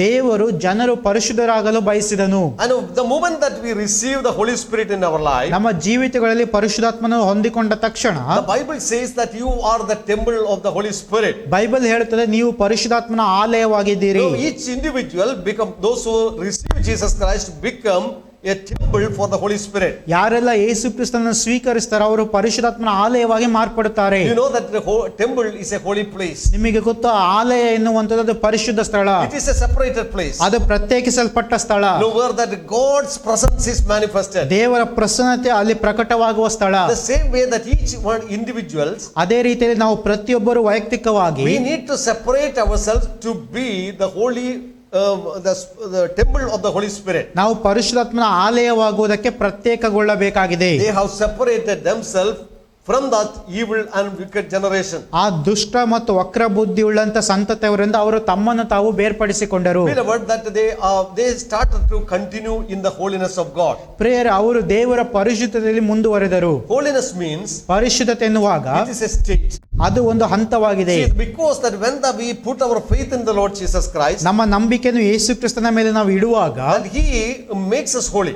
ಆತನು ನಮ್ಮನ್ನು ಪರಿಶುದ್ಧರನ್ನಾಗಿ ಮಾಡುತ್ತಾನೆ. That is called an experience. ಅದು ಒಂದು ಅನುಭವವಾಗಿ ನಾವು ನೋಡುತ್ತೇವೆ. But the Bible also says ಆದರೆ ಬೈಬಲ್ ಹೇಳುತ್ತದೆ it is a progressive state. ಅದು ಒಂದು ಪ್ರಗತಿಪರ ಅಂತ ಹೆಜ್ಜೆಯಾಗಿದೆ. We need to continue to remain in the state of holiness. ಆ ಪರಿಶುದ್ಧತೆಯ ಹಂತದಲ್ಲಿ ನಿರಂತರವಾಗಿ ನಾವು In ಮುಂದುವರಿಯಬೇಕಾಗಿದೆ. the Old Testament time, ಹಳೆ ಒಡಂಬಡಿಕೆ when ಸಮಯದಲ್ಲಿ the high priest and the high priest enter in the temple of God, ಮಹಾಯಾಜಕನು ದೇವರ ಆಲಯದೊಳಗೆ ಪ್ರವೇಶಿಸುವಾಗ know that he has to put a turban on his forehead. ಅವನು ತನ್ನ ಹಣೆ ಮೇಲೆ ಒಂದು ಪಟ್ಟಿಯನ್ನು ಹಾಕಿಕೊಳ್ಳಬೇಕಾಗಿತ್ತು. There it is written holiness unto the Lord. ಅಲ್ಲಿ ಬರೆಯಲ್ಪಟ್ಟಿತ್ತು ಯೆಹೋವನಿಗೆ ಮೀಸಲು ಎಂಬುದಾಗಿ. He need to continue to remain in the presence of God in the holy state. ಆ ಪರಿಶುದ್ಧತೆಯ ಮಟ್ಟದಲ್ಲಿ ಸ್ಥಾನದಲ್ಲಿ ನಾವು ನಿರಂತರವಾಗಿ ಮುಂದುವರಿಯಬೇಕಾಗಿದೆ. So beloved, that the holiness has two aspects. ಪ್ರಿಯರೇ, ಈ ಪರಿಶುದ್ಧತೆ ಎನ್ನುವಂಥದ್ದು ಎರಡು ಒಂದು ವಿಷಯಗಳನ್ನು ಒಳಗೊಂಡಿದೆ. The first thing is that a dedication or a consecration from human perspective. ಮೊದಲನೇದಾಗಿ ಮನುಷ್ಯರ ಕಡೆಯಿಂದ ದೇವರಿಗೆ ಒಂದು ಸಮರ್ಪಣೆ, ಒಂದು ಬದ್ಧತೆ ನಾವು ನೋಡುತ್ತೇವೆ. Know that I have to surrender or consecrate myself to God. ನನ್ನನ್ನೇ ನಾನು ದೇವರಿಗೆ ಸಮರ್ಪಿಸಿಕೊಂಡು ಪ್ರತಿಷ್ಠೆ ಮಾಡಿಕೊಳ್ಳಬೇಕು ನನ್ನ ಪರವಾಗಿ. Know that my will is involved in it. ಅದರಲ್ಲಿ ನನ್ನ ಚಿತ್ತವು ಒಳಗೊಂಡಿದೆ. No, I surrender myself to God. ನನ್ನನ್ನು ನಾನು ದೇವರಿಗೆ ಒಪ್ಪಿಸಿಕೊಡುತ್ತೇನೆ. So that is called consecration. ಅದು ಪ್ರತಿಷ್ಠೆ ಪಡಿಸಲ್ಪಡುವಿಕೆ ಎಂಬುದಾಗಿ ಕರೆಯುತ್ತಾರೆ. And upon my consecration, ನಾನು ಪ್ರತಿಷ್ಠೆ ಮಾಡಿಕೊಂಡ ನಂತರ God put His seal or approval on my life. ದೇವರು ನನ್ನ ಜೀವಿತದ ಮೇಲೆ ತನ್ನ ಮುದ್ರೆಯನ್ನು ಹಾಕುತ್ತಾನೆ. ಆತನು ನನಗೆ ಅನುಮೋದನೆಯನ್ನು ಕೊಡುತ್ತಾನೆ. That is called sanctification from the Lord. ಅದು ಕರ್ತನಿಂದ ನಮಗೆ ಪ್ರತಿಷ್ಠೆ ಪಡಿಸಲ್ಪಡುವಿಕೆ. I consecrate myself to God. ನನ್ನನ್ನು ನಾನು ದೇವರಿಗೆ ಸಮರ್ಪಿಸಿಕೊಳ್ಳುತ್ತೇನೆ. And God put approval or sanctify me to be holy. ದೇವರು ನನ್ನ ಮೇಲೆ ತನ್ನ ಅನುಮೋದನೆ ಕೊಟ್ಟು ನನ್ನನ್ನು ಪ್ರತಿಷ್ಠೆ ಪಡಿಸುತ್ತಾನೆ, ಪರಿಶುದ್ಧತೆಯ ಮುದ್ರೆ ಹಾಕುತ್ತಾನೆ. When we think about temple which is built by King Solomon, ಸೊಲೊಮೋನನ ಕಟ್ಟಿದ ಆಲಯದ ಬಗ್ಗೆ ನಾವು ನೋಡುವಾಗ what he did it? ಅವನೇನು ಮಾಡಿದನು? He consecrated or dedicated the temple to the Lord. ಆ ಒಂದು ಆಲಯವನ್ನು ದೇವರಿಗೆ ಸಮರ್ಪಿಸಿಕೊಡುವುದನ್ನು ನಾವು ನೋಡುತ್ತೇವೆ. And then ಅದಾದ ಮೇಲೆ God sent His Holy Spirit in that temple. ದೇವರು ಪರಿಶುದ್ಧಾತ್ಮನನ್ನು ಅಲ್ಲಿ ಕಳುಹಿಸಿಕೊಟ್ಟನು. And the cloud filled the temple. ಮತ್ತು ಆ ಮೋಡವು ಅಲ್ಲಿ ಕವಿಯಿತು. And God's presence continuously to dwell in the temple of God. ದೇವರ ಪ್ರಸನ್ನತೆ ನಿರಂತರವಾಗಿ ಅಲ್ಲಿ ಮುಂದುವರಿಯುವುದಕ್ಕೆ ಪ್ರಾರಂಭಿಸಿತು. So we see these two aspects in our holiness. ನಮ್ಮ ಪರಿಶುದ್ಧತೆಯಲ್ಲಿ ಈ ಎರಡು ಹಂತಗಳನ್ನು ನಾವು ನೋಡುತ್ತೇವೆ. Without my will, without my dedication, that God cannot sanctify me. ನನ್ನ ಚಿತ್ತವಿಲ್ಲದೆ, ನನ್ನ ಸಮರ್ಪಣೆ ಇಲ್ಲದೆ ದೇವರು ನನ್ನನ್ನು ಪರಿಶುದ್ಧನಾಗಿ ಮಾಡುವುದಿಲ್ಲ. Because that we are the children of the living God. ಯಾಕೆಂದರೆ ನಾವು ಜೀವ ಸ್ವರೂಪ ದೇವರ ಮಕ್ಕಳಾಗಿದ್ದೇವೆ. As God's temple is being dedicated to the Lord, that the same way we need to dedicate ourselves to God every day. ಯಾವ ರೀತಿ ದೇವರ ಆಲಯವು ದೇವರಿಗೆ ಪ್ರತಿಷ್ಠಿಸಲ್ಪಟ್ಟಿತೋ ಅದೇ ರೀತಿ ನಾವು ದೇವರಿಗೋಸ್ಕರ ಸಮರ್ಪಿಸಲ್ಪಡಬೇಕು ಪ್ರತಿದಿನವೂ. And His sanctification will continue in our life. ಮತ್ತು ನಮ್ಮ ಜೀವಿತಗಳಲ್ಲಿ ಆತನ ಪ್ರತಿಷ್ಠೆ ಪಡಿಸಲ್ಪಡುವಿಕೆ ಮುಂದುವರಿಯುತ್ತದೆ. And this temple or the church is a place where the Lord Jesus Christ walks. ಈ ಒಂದು ಸಭೆ ಅಥವಾ ಆಲಯ ಎನ್ನುವಂಥದ್ದು ಯೇಸು ಕ್ರಿಸ್ತನು ನಡೆದಾಡುವಂತ ಸ್ಥಳವಾಗಿದೆ. The Bible makes it very clear. Bible ಅದನ್ನು ಸ್ಪಷ್ಟಪಡಿಸುತ್ತದೆ. You are a chosen generation. ನೀವು ಆರಿಸಿಕೊಳ್ಳಲ್ಪಟ್ಟ ಜನಾಂಗ. No, the church means it is a called out community. ಸಭೆ ಎಂಬುದಾಗಿ ಹೇಳುವಾಗ ಹೊರಗೆ ಕರೆಯಲ್ಪಟ್ಟ ಸಮುದಾಯ. No, we are called from darkness. ನೀವು ಕತ್ತಲೆಯಿಂದ ಹೊರಗೆ ಕರೆಯಲ್ಪಟ್ಟವರು, to the light. ಬೆಳಕಿಗೆ ಕರೆಯಲ್ಪಟ್ಟವರು. 1 Peter chapter 2 verse 9 says, 1 ಪೇತ್ರ 2:9 ಈ ರೀತಿಯಲ್ಲಿ ಹೇಳುತ್ತದೆ, but you are a chosen generation. ಆದರೆ ನೀವು ಆರಿಸಿಕೊಳ್ಳಲ್ಪಟ್ಟ ಜನಾಂಗ, a royal priesthood, ನೀವು ರಾಜವಂಶಸ್ಥರಾದ ಯಾಜಕರು, a holy nation. ನೀವು ಪರಿಶುದ್ಧ ಜನಾಂಗವಾಗಿದ್ದೀರಿ. Note that, a holy nation. ಮೀಸಲಾದ ಜನ ಎಂಬುದಾಗಿ ನಾವು ಗಮನಿಸಿರಿ. His own people, ದೇವರ ಸ್ವಕೀಯ ಪ್ರಜೆ, that you may proclaim the praises of him who has called you out of darkness into his marvelous light. ಕತ್ತಲೆಯೊಳಗೆ ಕತ್ತಲೆಯೊಳಗಿಂದ ನಿಮ್ಮನ್ನು ಕರೆದು ತನ್ನ ಆಶ್ಚರ್ಯಕರವಾದ ಬೆಳಕಿನಲ್ಲಿ ಸೇರಿಸಿದಾತನ ಗುಣಾತಿಶಯಗಳನ್ನು ಪ್ರಚಾರಪಡಿಸುವವರು ನೀವಾಗಬೇಕು. You and me are called out of darkness. ನಾನು ನೀವು ಕತ್ತಲೆಯಿಂದ ಹೊರಗೆ ಕರೆಯಲ್ಪಟ್ಟವರು. That means we cannot continue to live in darkness. ಅದರ ಅರ್ಥ ಇನ್ನು ನಾವು ಕತ್ತಲೆಯಲ್ಲಿ ಜೀವಿಸಲು ಸಾಧ್ಯವಿಲ್ಲ. Darkness speaks about sin. ಆ ಕತ್ತಲೆಯು ಪಾಪದ ಬಗ್ಗೆ ಮಾತಾಡುತ್ತದೆ. Darkness speaks about the absence of God. ಕತ್ತಲೆಯು ದೇವರ ಇಲ್ಲದಿರುವಿಕೆ ಬಗ್ಗೆ ಮಾತಾಡುತ್ತದೆ. Darkness speaks about Satan. ಕತ್ತಲೆಯು ಸೈತಾನನ ಬಗ್ಗೆ ಹೇಳುತ್ತದೆ. Darkness speaks about all kinds of evil and sin. ಕತ್ತಲೆಯು ಎಲ್ಲ ವಿಧವಾದ ದುಷ್ಟತನದ ಬಗ್ಗೆ ಮಾತಾಡುತ್ತದೆ. But says that you are not in darkness, out of darkness God has called you. ಆದರೆ ದೇವರ ವಾಕ್ಯ ಹೇಳ್ತಾರೆ ನೀವು ಇನ್ನೂ ಕತ್ತಲೆಯಲ್ಲಿ ಇಲ್ಲ, ಕತ್ತಲೆಯಿಂದ ದೇವರು ನಿಮ್ಮನ್ನು ಬೆಳಕಿಗೆ ಕರೆದಿದ್ದಾನೆ. You are in the light. ನೀವು ಬೆಳಕಿನಲ್ಲಿರುವವರು. That is a kingdom of his marvelous light. ಆತನ ಆಶ್ಚರ್ಯಕರವಾದ ಬೆಳಕಿನ ರಾಜ್ಯ ಅದಾಗಿದೆ. Even Paul also says now that he has delivered us from the power of darkness and conveyed us in the kingdom of the son of his love. ಪೌಲನು ಕೂಡ ಈ ರೀತಿಯಲ್ಲಿ ಹೇಳ್ತಾನೆ, ಆತನು ನಿಮ್ಮನ್ನು ಕತ್ತಲೆಯ ರಾಜ್ಯದೊಳಗಿಂದ ಬಿಡಿಸಿ ತನ್ನ ಕುಮಾರನ ಬೆಳಕಿನ ರಾಜ್ಯಕ್ಕೆ ಸೇರಿಸಿದ್ದಾನೆ. Even when that he is writing to the Corinthians, ಕೊರಿಂಥ ಸಭೆಗೆ ಆತನು ಬರೆಯುವಾಗ he is speaking about the need of separation, the holiness maintained in our lives. ನಮ್ಮ ಜೀವಿತಗಳಲ್ಲಿ ಪರಿಶುದ್ಧತೆ ಅವಶ್ಯಕತೆ ಮೀಸಲಾಗಿರಬೇಕೆಂಬುದಾಗಿ ಅದರ ಪ್ರಾಮುಖ್ಯತೆಯನ್ನು ಒತ್ತಿ ಹೇಳುತ್ತಾನೆ. In 2 Corinthians chapter 6, 2 ಕೊರಿಂಥ 6ನೇ ಅಧ್ಯಾಯದಲ್ಲಿ to 7th chapter verse 1. 15ರಿಂದ 7ನೇ ಅಧ್ಯಾಯದ ಮೊದಲನೇ ವಾಕ್ಯದವರೆಗೆ Let me read quickly. ಅದನ್ನು ನಾವು ಬೇಗನೆ ಓದಿಕೊಳ್ಳುವ. And what accord has Christ with the Belial? ಆ ಧರ್ಮಕ್ಕೂ ಅಧರ್ಮಕ್ಕೂ ಜೊತೆ ಏನು? Or what part has a believer with an unbeliever? ಅವಿಶ್ವಾಸಿಗೆ ನಂಬುವವನಿಗೂ ನಂಬದೇ ಇರುವವನಿಗೂ ಪಾಲುಗಾರಿಕೆ And ಏನು? what agreement has the temple of God with idols? ದೇವರ ಮಂದಿರಕ್ಕೂ ವಿಗ್ರಹಗಳಿಗೆ ಒಪ್ಪಿಗೆ ಏನು? For you are the temple of the living God. ನಾವು ಜೀವ ಸ್ವರೂಪನಾದ ದೇವರ ಮಂದಿರವಾಗಿದ್ದೇವಲ್ಲ. As God has said, I will dwell in them and walk among them. ಇದರ ಸಂಬಂಧವಾಗಿ ದೇವರು ನಾನು ಅವರಲ್ಲಿ ವಾಸಿಸುತ್ತಾ ತಿರುಗಾಡುವೆನು. I will dwell among them and walk among them. ನಾನು ಅವರಲ್ಲಿ ವಾಸಿಸುವೆನು, ಅವರ ಮಧ್ಯದಲ್ಲಿ ತಿರುಗಾಡುವೆನು. So and they shall be my people. ಅವರು ನನ್ನ ಪ್ರಜೆಯಾಗಿರುವರು. I will be their God. ನಾನು ಅವರಿಗೆ ದೇವರಾಗಿರುವೆನು. So because that this relationship is established, ಈ ಒಂದು ಸಂಬಂಧ ಅಥವಾ ಬಾಂಧವ್ಯವು ಇರುವುದರಿಂದ so he said, ಆತನು ಹೇಳುತ್ತಾನೆ, he says that therefore ಆದುದರಿಂದ come out from among them and be separate, says the Lord. ಅನ್ಯ ಜನರ ಮಧ್ಯದಿಂದ ಹೊರಗೆ ಬಂದು ಪ್ರತ್ಯೇಕವಾಗಿರಿ. Know that you need to maintain the separation or the holiness in our life. ನಮ್ಮ ಜೀವಿತಗಳಲ್ಲಿ ಈ ಪ್ರತ್ಯೇಕತೆ ಅಥವಾ ಪರಿಶುದ್ಧತೆಯನ್ನು ನಾವು ಕಾಪಾಡಿಕೊಳ್ಳಬೇಕು. When that we speak about this word separation, ಈ ಪ್ರತ್ಯೇಕತೆ ಎಂಬುದಾಗಿ ನಾವು ಹೇಳುವಾಗ don't think that we cannot have any relationship with the people of the world. ಲೋಕದ ಜನರೊಂದಿಗೆ ಯಾವ ಸಂಬಂಧವನ್ನು ಇಟ್ಟುಕೊಳ್ಳಬಾರದು ಎಂಬುದಾಗಿ That ಯೋಚಿಸಬೇಡಿ. is not the idea here. It says ಇಲ್ಲಿ ಅಂತಹ ವಿಷಯದ ಬಗ್ಗೆ ಇಲ್ಲಿ ಹೇಳುತ್ತಾ you ಇಲ್ಲ. need to separate yourself from every filthiness of this world. ಈ ಲೋಕದಲ್ಲಿರುವ ಎಲ್ಲ ದುಷ್ಟತನದಿಂದ ನಿಮ್ಮನ್ನು ನೀವು ಪ್ರತ್ಯೇಕಿಸಿಕೊಳ್ಳಬೇಕು. We need to separate from the lifestyle of darkness. ಕತ್ತಲೆಯ ಜೀವನ ಶೈಲಿಯಿಂದ ನಾವು ಪ್ರತ್ಯೇಕವಾಗಬೇಕು. Because that God has put his light in us, and so we need to live continuously in the light of the Lord Jesus Christ. ಯಾಕೆಂದರೆ ದೇವರು ತನ್ನ ಬೆಳಕನ್ನು ನಮ್ಮಲ್ಲಿ ಇಟ್ಟಿರುವುದರಿಂದ ಕ್ರಿಸ್ತನ ಬೆಳಕಿನಲ್ಲಿ ನಾವು ನಡೆಯುವವರಾಗಬೇಕು. So therefore come out from among them and be separate, says the Lord. ಅದಕ್ಕೋಸ್ಕರ ನೀವು ಅನ್ಯ ಜನರ ಮಧ್ಯದಿಂದ ಹೊರಗಡೆ ಬಂದು ಪ್ರತ್ಯೇಕವಾಗಿರಿ ಎಂಬುದಾಗಿ Do not touch ಕರ್ತನು what is ಹೇಳ್ತಾನೆ. unclean and I will receive you. ಅಶುದ್ಧವಾದ ಯಾವುದನ್ನು ಮುಟ್ಟದಿರಿ ಎಂಬುದಾಗಿ ಆಗ ನಾನು ನಿಮ್ಮನ್ನು ಸೇರಿಸಿಕೊಳ್ಳುವೆನು. I will be a father to you. ನಿಮಗೆ ನಾನು You ತಂದೆಯಾಗಿರುವೆ. shall be my sons and daughters, says the Lord. ನೀವು ನನಗೆ ಕುಮಾರ ಕುಮಾರಿಯರು ಆಗಿರುವರೆಂದು ಸರ್ವಶಕ್ತನಾದ ಕರ್ತನು So ಹೇಳ್ತಾನೆ. chapter 7 verse 1 says, ಅದಕ್ಕೆ 7ನೇ ಅಧ್ಯಾಯದ ಮೊದಲನೇ ವಾಕ್ಯ therefore having these promises, beloved, let us cleanse ourselves from all filthiness of the flesh and spirit, perfecting holiness in the fear of God. ಪ್ರಿಯರೇ, ಈ ವಾಗ್ದಾನಗಳು ನಮಗೆ ಇರುವುದರಿಂದ ನಾವು ಶರೀರಾತ್ಮಗಳ ಕಲ್ಮಶಗಳನ್ನು ತೊಲಗಿಸಿ ನಮ್ಮನ್ನು ಶುಚಿ ಮಾಡಿಕೊಂಡು ದೇವರ ಭಯದಿಂದ ಕೂಡಿದವರಾಗಿ ಪವಿತ್ರತೆಯನ್ನು ಸಿದ್ಧಿಗೆ ತರುವುದಕ್ಕೆ ಪ್ರಯತ್ನಿಸೋಣ. Because these promises are for us, ಇಲ್ಲಿ ಹೇಳಲ್ಪಟ್ಟಿದೆ ಈ ವಾಗ್ದಾನಗಳು ನಮಗೆ ಇರುವುದರಿಂದ you need to cleanse yourself ನಮ್ಮನ್ನು ನಾವು ಪರಿಶುದ್ಧ ಮಾಡಿಕೊಂಡು from ourselves from all filthiness of the flesh and spirit, perfecting holiness in the fear of God. ಶರೀರ ಮತ್ತು ಆತ್ಮಗಳ ಕಲ್ಮಶವನ್ನು ತೊಲಗಿಸಿಕೊಂಡು ಪವಿತ್ರತೆಯನ್ನು ಸಿದ್ಧಿಗೆ ತರುವುದಕ್ಕೆ ಪ್ರಯತ್ನಿಸೋಣ. We are made holy. ನಾವು ಪರಿಶುದ್ಧರಾಗಿ ಮಾಡಲ್ಪಟ್ಟಿದ್ದೇವೆ. But the Bible says, work out your own salvation with the fear and tremble. ಅದೇ ಸಮಯದಲ್ಲಿ Bible ನಮಗೆ ಎಚ್ಚರಿಸುತ್ತದೆ, ನಿಮ್ಮ ರಕ್ಷಣೆಯನ್ನು ಭಯದಿಂದ ಸಾಧಿಸಿಕೊಳ್ಳಿರಿ.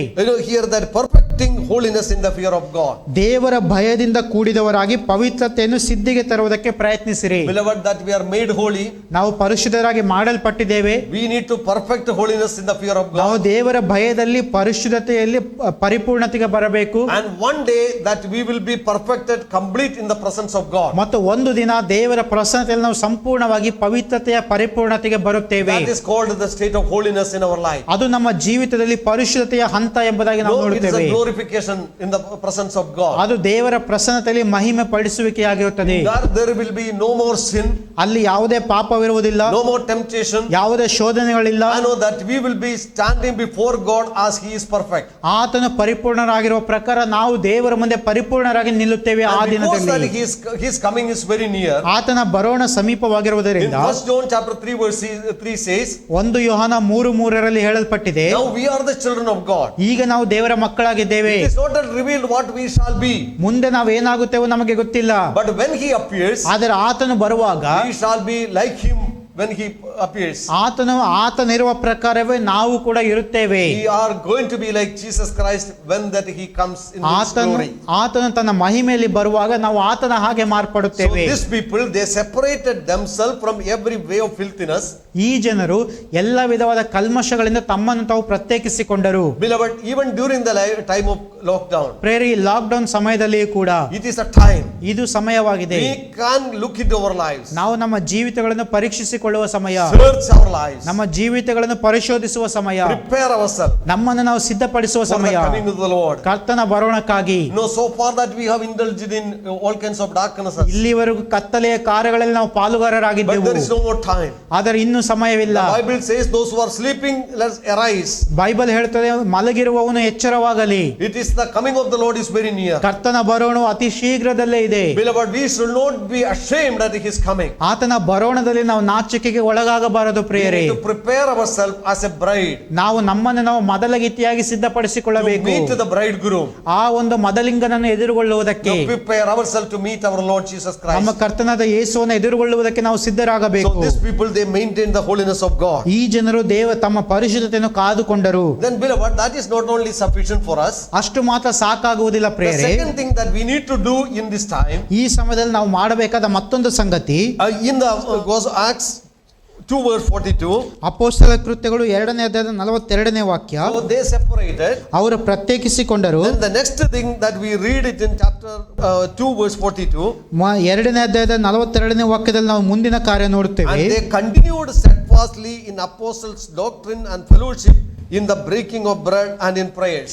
ಅವರು ಅಪೊಸ್ತಲರ ಬೋಧನೆಯನ್ನು ಕೇಳುವುದರಲ್ಲಿಯೂ ಸಹೋದರರ ಅನ್ಯೋನ್ಯತೆಯಲ್ಲಿಯೂ ರೊಟ್ಟಿ ಮುರಿಯುವುದರಲ್ಲಿಯೂ ಪ್ರಾರ್ಥನೆಯಲ್ಲಿಯೂ ನಿರತರಾಗಿದ್ದರು. No, they were doing 4 things. ಅವರು 4 ವಿಷಯಗಳನ್ನು ಮಾಡುತ್ತಾ ಇದ್ದರು. But let me limit only the first part here. ಇಲ್ಲಿ ನಾನು ಮೊದಲನೇ ಸಂಗತಿಯನ್ನು ಮಾತ್ರ ಹೇಳುತ್ತೇನೆ. No, they continued steadfastly in the apostles' doctrine. ಅವರು ಅಪೊಸ್ತಲರ ಬೋಧನೆಯನ್ನು ಕೇಳುವುದರಲ್ಲಿ ನಿರತರಾಗಿದ್ದರು. Of course, they had fellowship with one another. ಹೌದು, ಒಬ್ಬರ ಸಂಗಡ ಒಬ್ಬರಿಗೆ ಅನ್ಯೋನ್ಯತೆ ಇತ್ತು ಅವರಿಗೆ.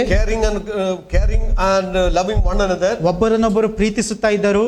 And meeting the needs of others. ಮತ್ತು ಇನ್ನೊಬ್ಬರ ಅಗತ್ಯತೆಗಳನ್ನು ಪೂರೈಸುತ್ತಾ And ಇದ್ದರು. they came together to break bread or to celebrate the death and the resurrection of our Lord Jesus Christ. ರೊಟ್ಟಿಯನ್ನು ಮುರಿದು ಕರ್ತನಾದ ಯೇಸು ಕ್ರಿಸ್ತನ ಮರಣ ಪುನರುತ್ಥಾನಗಳನ್ನು ಆಚರಿಸುವುದಕ್ಕೆ ಅವರು ಸೇರಿ ಬಂದರು. And they gave themselves in prayer. ಮತ್ತು ಪ್ರಾರ್ಥನೆಗೆ ತಮ್ಮನ್ನು ತಾವು ಒಪ್ಪಿಸಿಕೊಟ್ಟರು. But the first thing that I want to mention here is that they continued steadfastly in the apostles' doctrine. ಆದರೆ ಅವರು ಅಪೊಸ್ತಲರ ಬೋಧನೆಯನ್ನು ಕೇಳುವುದರಲ್ಲಿ ನಿರತರಾಗಿದ್ದಾರೆ ಎನ್ನುವುದರ ಮೇಲೆ ನಾನು ಒತ್ತು ಕೊಡಲು ಬಯಸ್ತೇನೆ. That means they were continuously sitting in the presence of apostle, ಅದರ ಅರ್ಥ ಅವರು ಅಪೊಸ್ತಲರ ಮುಂದೆ ನಿರಂತರವಾಗಿ ಕುಳಿತಿದ್ದರು and to listen what the teaching that apostles were giving to them. ಅಪೊಸ್ತಲರು ಕೊಡುವಂತ ಬೋಧನೆಯನ್ನು ಅವರು ಕೇಳುತ್ತಾ ಇದ್ದರು.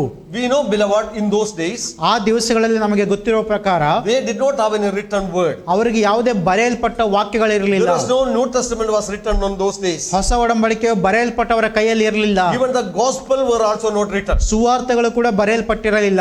And what they were doing is that they had only the Old Testament. ಅವರ ಕೈಯಲ್ಲಿದ್ದದ ಆ ಸಮಯದಲ್ಲಿ ಹಳೆ ಒಡಂಬಡಿಕೆ ಮಾತ್ರ. Jesus was also quoting from the Old Testament. ಯೇಸು ಕ್ರಿಸ್ತನು ಕೂಡ ಹಳೆ ಒಡಂಬಡಿಕೆಯನ್ನ ಹೇಳುತ್ತಾ If ಇದ್ದನು. you look in the book of Acts, that most of the preaching is based upon the Old Testament. ಅಪೊಸ್ತಲರ ಕೃತ್ಯಗಳನ್ನು ನೀವು ನೋಡುವುದಾದರೆ ಅನೇಕ ಬೋಧನೆಗಳು ಹಳೆ ಒಡಂಬಡಿಕೆಯ ಉಲ್ಲೇಖವನ್ನು ಹೇಳುತ್ತವೆ. So they had the Old Testament in their hand. ಅವರು ತಮ್ಮ ಕೈಗಳಲ್ಲಿ ಹಳೆ ಒಡಂಬಡಿಕೆಯನ್ನು ಇಟ್ಟುಕೊಂಡಿದ್ದರು. Second thing, that these disciples, they know what Jesus taught them. ಮತ್ತು ಎರಡನೇದಾಗಿ ಶಿಷ್ಯರಿಗೆ ಗೊತ್ತು ಯೇಸು ಕ್ರಿಸ್ತನು ಏನು ಕಲಿಸಿದನೆಂಬುದಾಗಿ. All the teachings of Jesus Christ, they were fresh in their mind. ಎಲ್ಲ ಯೇಸು ಕ್ರಿಸ್ತನ ಬೋಧನೆಗಳು ಅವರ ಮನಸ್ಸಿನಲ್ಲಿ ಇದ್ದವು. And the third thing is, ಮೂರನೇದಾಗಿ the Old Testament inspired by the Holy Spirit. ಪರಿಶುದ್ಧಾತ್ಮನ ಮೂಲಕ ಪ್ರೇರೇಪಿಸಲ್ಪಟ್ಟ ಹಳೆ ಒಡಂಬಡಿಕೆ. As they become a believer and born again, ಅವರು ಹೊಸದಾಗಿ ಹುಟ್ಟಿ ವಿಶ್ವಾಸಿಗಳಾದಾಗ when the Holy Spirit came upon them, ಪರಿಶುದ್ಧಾತ್ಮನ ಅವರ ಮೇಲೆ ಬರುವಾಗ they got the illumination in the Word of God. ದೇವರ ವಾಕ್ಯದ ಬೆಳಕು ಅವರಲ್ಲಿ ಬಂದಿತು. So these disciples constantly sit together and listen what the apostles were teaching to them. ಈ ಶಿಷ್ಯರೆಲ್ಲರೂ ನಿರಂತರವಾಗಿ ಒಟ್ಟಾಗಿ ಸೇರಿ ಅಪೊಸ್ತಲರು ಏನು ಕಲಿಸುತ್ತಿದ್ದಾರೋ ಅದನ್ನು ಗಮನವಿಟ್ಟು ಕೇಳುತ್ತಿದ್ದರು. Because this Word of God is the one thing that it is help us to grow in our spiritual life. ಯಾಕೆಂದರೆ ನಮ್ಮ ಆತ್ಮಿಕ ಜೀವಿತದಲ್ಲಿ ದೇವರ ವಾಕ್ಯವು ನಮಗೆ ಬೆಳೆಯುವುದಕ್ಕೆ ಸಹಾಯ ಮಾಡುತ್ತದೆ. The Word of God is a milk for us. ಈ ದೇವರ ವಾಕ್ಯವು ನಮಗೆ ಹಾಲಾಗಿದೆ. For the infants, that those who are born a new born again Christian, ಹೊಸದಾಗಿ ಹುಟ್ಟಿರುವಂತಹ ಕೂಸುಗಳ ರೀತಿಯಲ್ಲಿ ಇರುವವರೆಗೆ so they need to desire for the pure milk, that is the Word of God. ಅವರು ಶುದ್ಧ ಹಾಲನ್ನ ದೇವರ ವಾಕ್ಯವನ್ನ ಅವರು ಎದುರು ನೋಡಬೇಕು. And secondly, ಎರಡನೇದಾಗಿ this word is a solid food for the mature. ಈ ಪರಿಪಕ್ವತೆಗೆ ಬಂದಿರುವವರಿಗೆ ಇದೇ ದೇವರ ವಾಕ್ಯ, ಅದು ಗಟ್ಟಿಯಾದ ಆಹಾರವಾಗಿದೆ. Beloved, without the Word of God, ದೇವರ ವಾಕ್ಯವಿಲ್ಲದೆ we cannot grow spiritually. ನಾವು ಆತ್ಮಿಕವಾಗಿ ಬೆಳೆಯಲು ಸಾಧ್ಯವಿಲ್ಲ. The moment that we receive Jesus Christ in our lives, ಯೇಸುವನ್ನು ನಮ್ಮ ಹೃದಯದೊಳಗೆ ಸ್ವೀಕರಿಸಿಕೊಂಡ ತಕ್ಷಣ we separate ourselves from every unclean things. ಎಲ್ಲ ಒಂದು ಅಶುದ್ಧತ್ವದಿಂದ ನಮ್ಮನ್ನು ನಾವು ಪ್ರತ್ಯೇಕಿಸಿಕೊಳ್ಳುತ್ತೇವೆ. Know that we devote ourselves to study the Word of God. ದೇವರ ವಾಕ್ಯವನ್ನು ಓದುವುದಕ್ಕೆ ನಮ್ಮನ್ನು ನಾವು ಒಪ್ಪಿಸಿಕೊಡುತ್ತೇವೆ. Thank God today that we have Bible written in our own mother tongue. ಈ ದಿವಸದಲ್ಲಿ ನಮ್ಮ ಸ್ವಂತ ಭಾಷೆಯಲ್ಲಿ ಮಾತೃಭಾಷೆಯಲ್ಲಿ ಸತ್ಯವೇದವು ಲಭ್ಯವಿದೆ. ಅದಕ್ಕಾಗಿ ದೇವರಿಗೆ The ಸ್ತೋತ್ರ. complete revelation of God. ದೇವರ ಪರಿಪೂರ್ಣ ಪ್ರಕಟಣೆ, From the Genesis to Revelation, ಆದಿಕಾಂಡದಿಂದ ಪ್ರಕಟಣೆಯವರೆಗೂ revealed the Word of God. ದೇವರ ಒಂದು ಪ್ರಕಟಿಸಲ್ಪಟ್ಟ That is ವಾಕ್ಯಗಳು written and translated into our own mother tongue. ಅದು ಬರೆಯಲ್ಪಟ್ಟು ಮತ್ತು ನಮ್ಮ ಮಾತೃಭಾಷೆಗೆ ಭಾಷಾಂತರವಾಗಿದೆ. We have the ability to read. ಮತ್ತು ನಮಗೆ ಓದುವುದಕ್ಕೆ ನಮಗೆ ಶಕ್ತಿ ಇದೆ. We need to study the Word of God. ದೇವರ ವಾಕ್ಯವನ್ನು ನಾವು ಧ್ಯಾನಿಸಬೇಕು. Because this Word of God only will take us to eternity. ಯಾಕಂದ್ರೆ ಈ ದೇವರ ವಾಕ್ಯವು ನಮ್ಮನ್ನು ನಿತ್ಯತ್ವಕ್ಕೆ ಒಯ್ಯುತ್ತದೆ. I know Paul said ಪೌಲನು ಹೇಳಿದನು in 2 Timothy chapter 3 verse 15 to 17. ಎರಡನೇ ತಿಮೋತಿ 3ನೇ ಅಧ್ಯಾಯದ 15ರಿಂದ 17. There he says, ಅಲ್ಲಿ ಅವನು ಈ ರೀತಿ ಹೇಳುತ್ತಾನೆ, he is telling Timothy that you know the scripture. ತಿಮೋತಿಗೆ ಹೇಳ್ತಾ ಇದ್ದಾನೆ, ತಿಮೋತಿ ನಿನಗೆ ದೇವರ ವಾಕ್ಯ ಗೊತ್ತು. And now this gospel or the scripture is able to make wise unto salvation. ಈ ಒಂದು ಗ್ರಂಥಗಳು, ಈ ದೇವರ ವಾಕ್ಯಗಳು ರಕ್ಷಣೆ ಹೊಂದಿಸುವ ಜ್ಞಾನವನ್ನು ಕೊಡುವುದಕ್ಕೆ ಶಕ್ತಿ ಇದೆ. ಅದಕ್ಕೆ That we get a salvation through the Word of God. ನಾವು ದೇವರ ವಾಕ್ಯದ ಮೂಲಕ ರಕ್ಷಣೆಯನ್ನು ಹೊಂದುತ್ತೇವೆ. On the day of Pentecost till today, everyone is born through the Word of God. ಆ ಒಂದು ಆದಿ ಸಭೆಯ ಪಂಚಶತಮ ದಿವಸದಿಂದ ಇಲ್ಲಿಯವರೆಗೂ ದೇವರ ವಾಕ್ಯದ ಮೂಲಕ ಎಲ್ಲರೂ ರಕ್ಷಣೆ ಹೊಂದಿದ್ದಾರೆ. Then in the next word he says, ಮುಂದಿನ ವಾಕ್ಯದಲ್ಲಿ ಅವನು ಹೇಳುತ್ತಾನೆ, all scripture is given by inspiration of God ದೈವ ಪ್ರೇರಿತವಾದ ಎಲ್ಲಾ ಶಾಸ್ತ್ರವು and is profitable for doctrine, ಅದು ಉಪದೇಶಕ್ಕೂ for reproof, ಖಂಡನೆಗೂ for correction, ತಿದ್ದುಪಾಟಿಗೂ for instruction in righteousness, ನೀತಿ ಶಿಕ್ಷೆಗೂ ಉಪಯುಕ್ತವಾಗಿದೆ. that the man of God may be complete, thoroughly equipped for every good work. ಅದರಿಂದ ದೇವರ ಮನುಷ್ಯನು ಪ್ರವೀಣನಾಗಿ ಸಕಲ ಸತ್ಕಾರ್ಯಕ್ಕೆ ಸನ್ನದ್ಧನಾಗುವನು. So he says, ಅವನು ಇಲ್ಲಿ ಹೇಳುತ್ತಾನೆ, the Word of God is for doctrine. ದೇವರ ವಾಕ್ಯವು ಉಪದೇಶಕ್ಕೋಸ್ಕರ ಇದೆ. Doctrine means, ಉಪದೇಶ ಎಂಬುದಾಗಿ ಹೇಳುವಾಗ the Bible teaches what to believe. ಏನು ನಂಬಬೇಕೆಂಬುದಾಗಿ Bible ಹೇಳಿಕೊಡುತ್ತದೆ. We are called as believers. ನಾವು ವಿಶ್ವಾಸಿಗಳೆಂಬುದಾಗಿ ಕರೆಯಲ್ಪಟ್ಟಿದ್ದೇವೆ. We cannot believe anything and whatever we think we can believe. ನಮಗೆ ಮನಸ್ಸಿಗೆ ಬಂದದ್ದನ್ನೆಲ್ಲ ನಾವು ನಂಬುವುದಕ್ಕೆ ಆಸ್ಪದವಿಲ್ಲ. Believing is not positive thinking. ನಾವು ನಂಬುವುದೆಂಬುದಾಗಿ ಹೇಳುವಾಗ ಸುಮ್ಮನೆ ಸಕಾರಾತ್ಮಕವಾಗಿರುವುದನ್ನೆಲ್ಲ ನಂಬುವುದಲ್ಲ. We believing what the Bible says so concerning God, concerning man, concerning our salvation. ದೇವರ ಬಗ್ಗೆ, ಮನುಷ್ಯನ ಬಗ್ಗೆ, ರಕ್ಷಣೆಯ ಬಗ್ಗೆ ಬೈಬಲ್ ಏನು ಹೇಳುತ್ತದೆ ಅದನ್ನು ನಾವು ನಂಬುತ್ತೇವೆ. So the Bible is a doctrine. Bible ಒಂದು ಬೋಧನೆಯಾಗಿದೆ, The word of God ಉಪದೇಶವಾಗಿದೆ. is a doctrine for us. ದೇವರ ವಾಕ್ಯ ನಮಗೆ ಉಪದೇಶವಾಗಿದೆ, That ಬೋಧನೆಯಾಗಿದೆ. is a firm foundation for us. ಅದು ನಮಗೆ ಸ್ಥಿರವಾದ ಅಸ್ತಿವಾರವಾಗಿದೆ. That will help us to stand firm. ಅದು ನಮಗೆ ಸ್ಥಿರವಾಗಿ ನಿಲ್ಲುವುದಕ್ಕೆ ಸಹಾಯ ಮಾಡುತ್ತದೆ. Now the Bible teaches what to believe.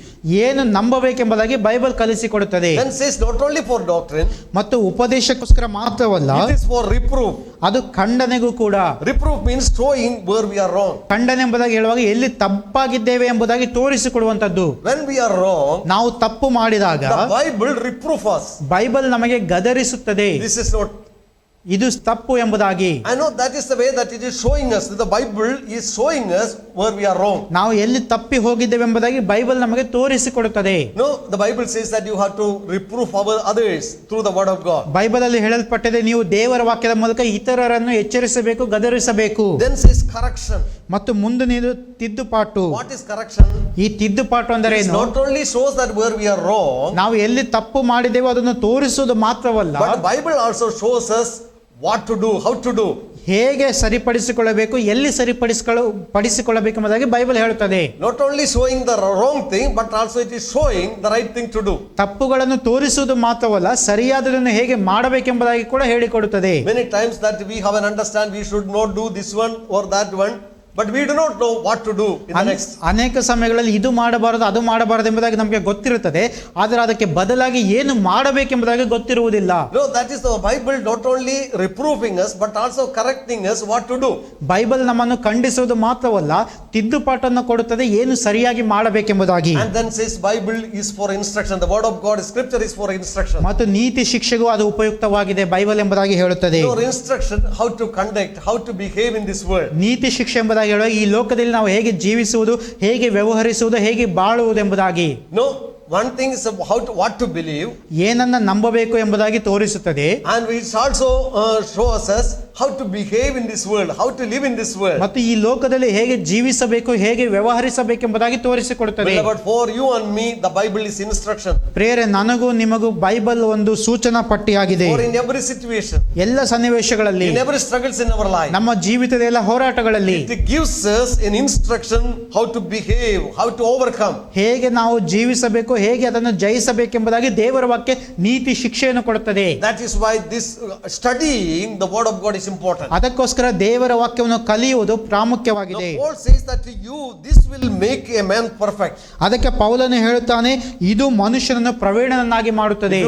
If you and me want to be perfect in Christ, ನಾನು ನೀವು ಕ್ರಿಸ್ತನಲ್ಲಿ ಪರಿಪೂರ್ಣತೆಗೆ ಬರಬೇಕೆಂದರೆ but it is time for you and me to sit in the presence of God and study the word of God. ನಾನು ನೀವು ದೇವರ ಪ್ರಸನ್ನತೆಯಲ್ಲಿ ಕುಳಿತುಕೊಂಡು ದೇವರ ವಾಕ್ಯವನ್ನು ಕಲಿಯಬೇಕಾದಂತ ಸಮಯವಾಗಿದೆ. During the lockdown that we have given, God has given us enough time ಈ ಒಂದು lock down ಸಮಯದಲ್ಲಿ ದೇವರು ನಮಗೆ ಸಾಕಷ್ಟು ಸಮಯ ಕೊಟ್ಟಿದ್ದಾನೆ to study the word of God, ದೇವರ ವಾಕ್ಯವನ್ನು ಓದುವುದಕ್ಕೆ, to read the word of God, ದೇವರ ವಾಕ್ಯವನ್ನು ಅಭ್ಯಾಸಿಸುವುದಕ್ಕೆ, meditate and understand the word of God. ದೇವರ ವಾಕ್ಯವನ್ನು ಧ್ಯಾನ ಮಾಡಿ ಅರ್ಥ ಮಾಡಿಕೊಳ್ಳುವುದಕ್ಕೆ, About that it is our responsibility even to teach our children the word of God. ನಮ್ಮ ಮಕ್ಕಳಿಗೆ ದೇವರ ವಾಕ್ಯವನ್ನು ಕಲಿಸುವಂತದ್ದು ಕೂಡ ನಮ್ಮ ಜವಾಬ್ದಾರಿಯಾಗಿದೆ. ಪ್ರಿಯರೇ, And when that we study the word of God, ನಾವು ದೇವರ ವಾಕ್ಯವನ್ನು ಅಭ್ಯಾಸಿಸುವಾಗ Paul also speaks about a sound doctrine.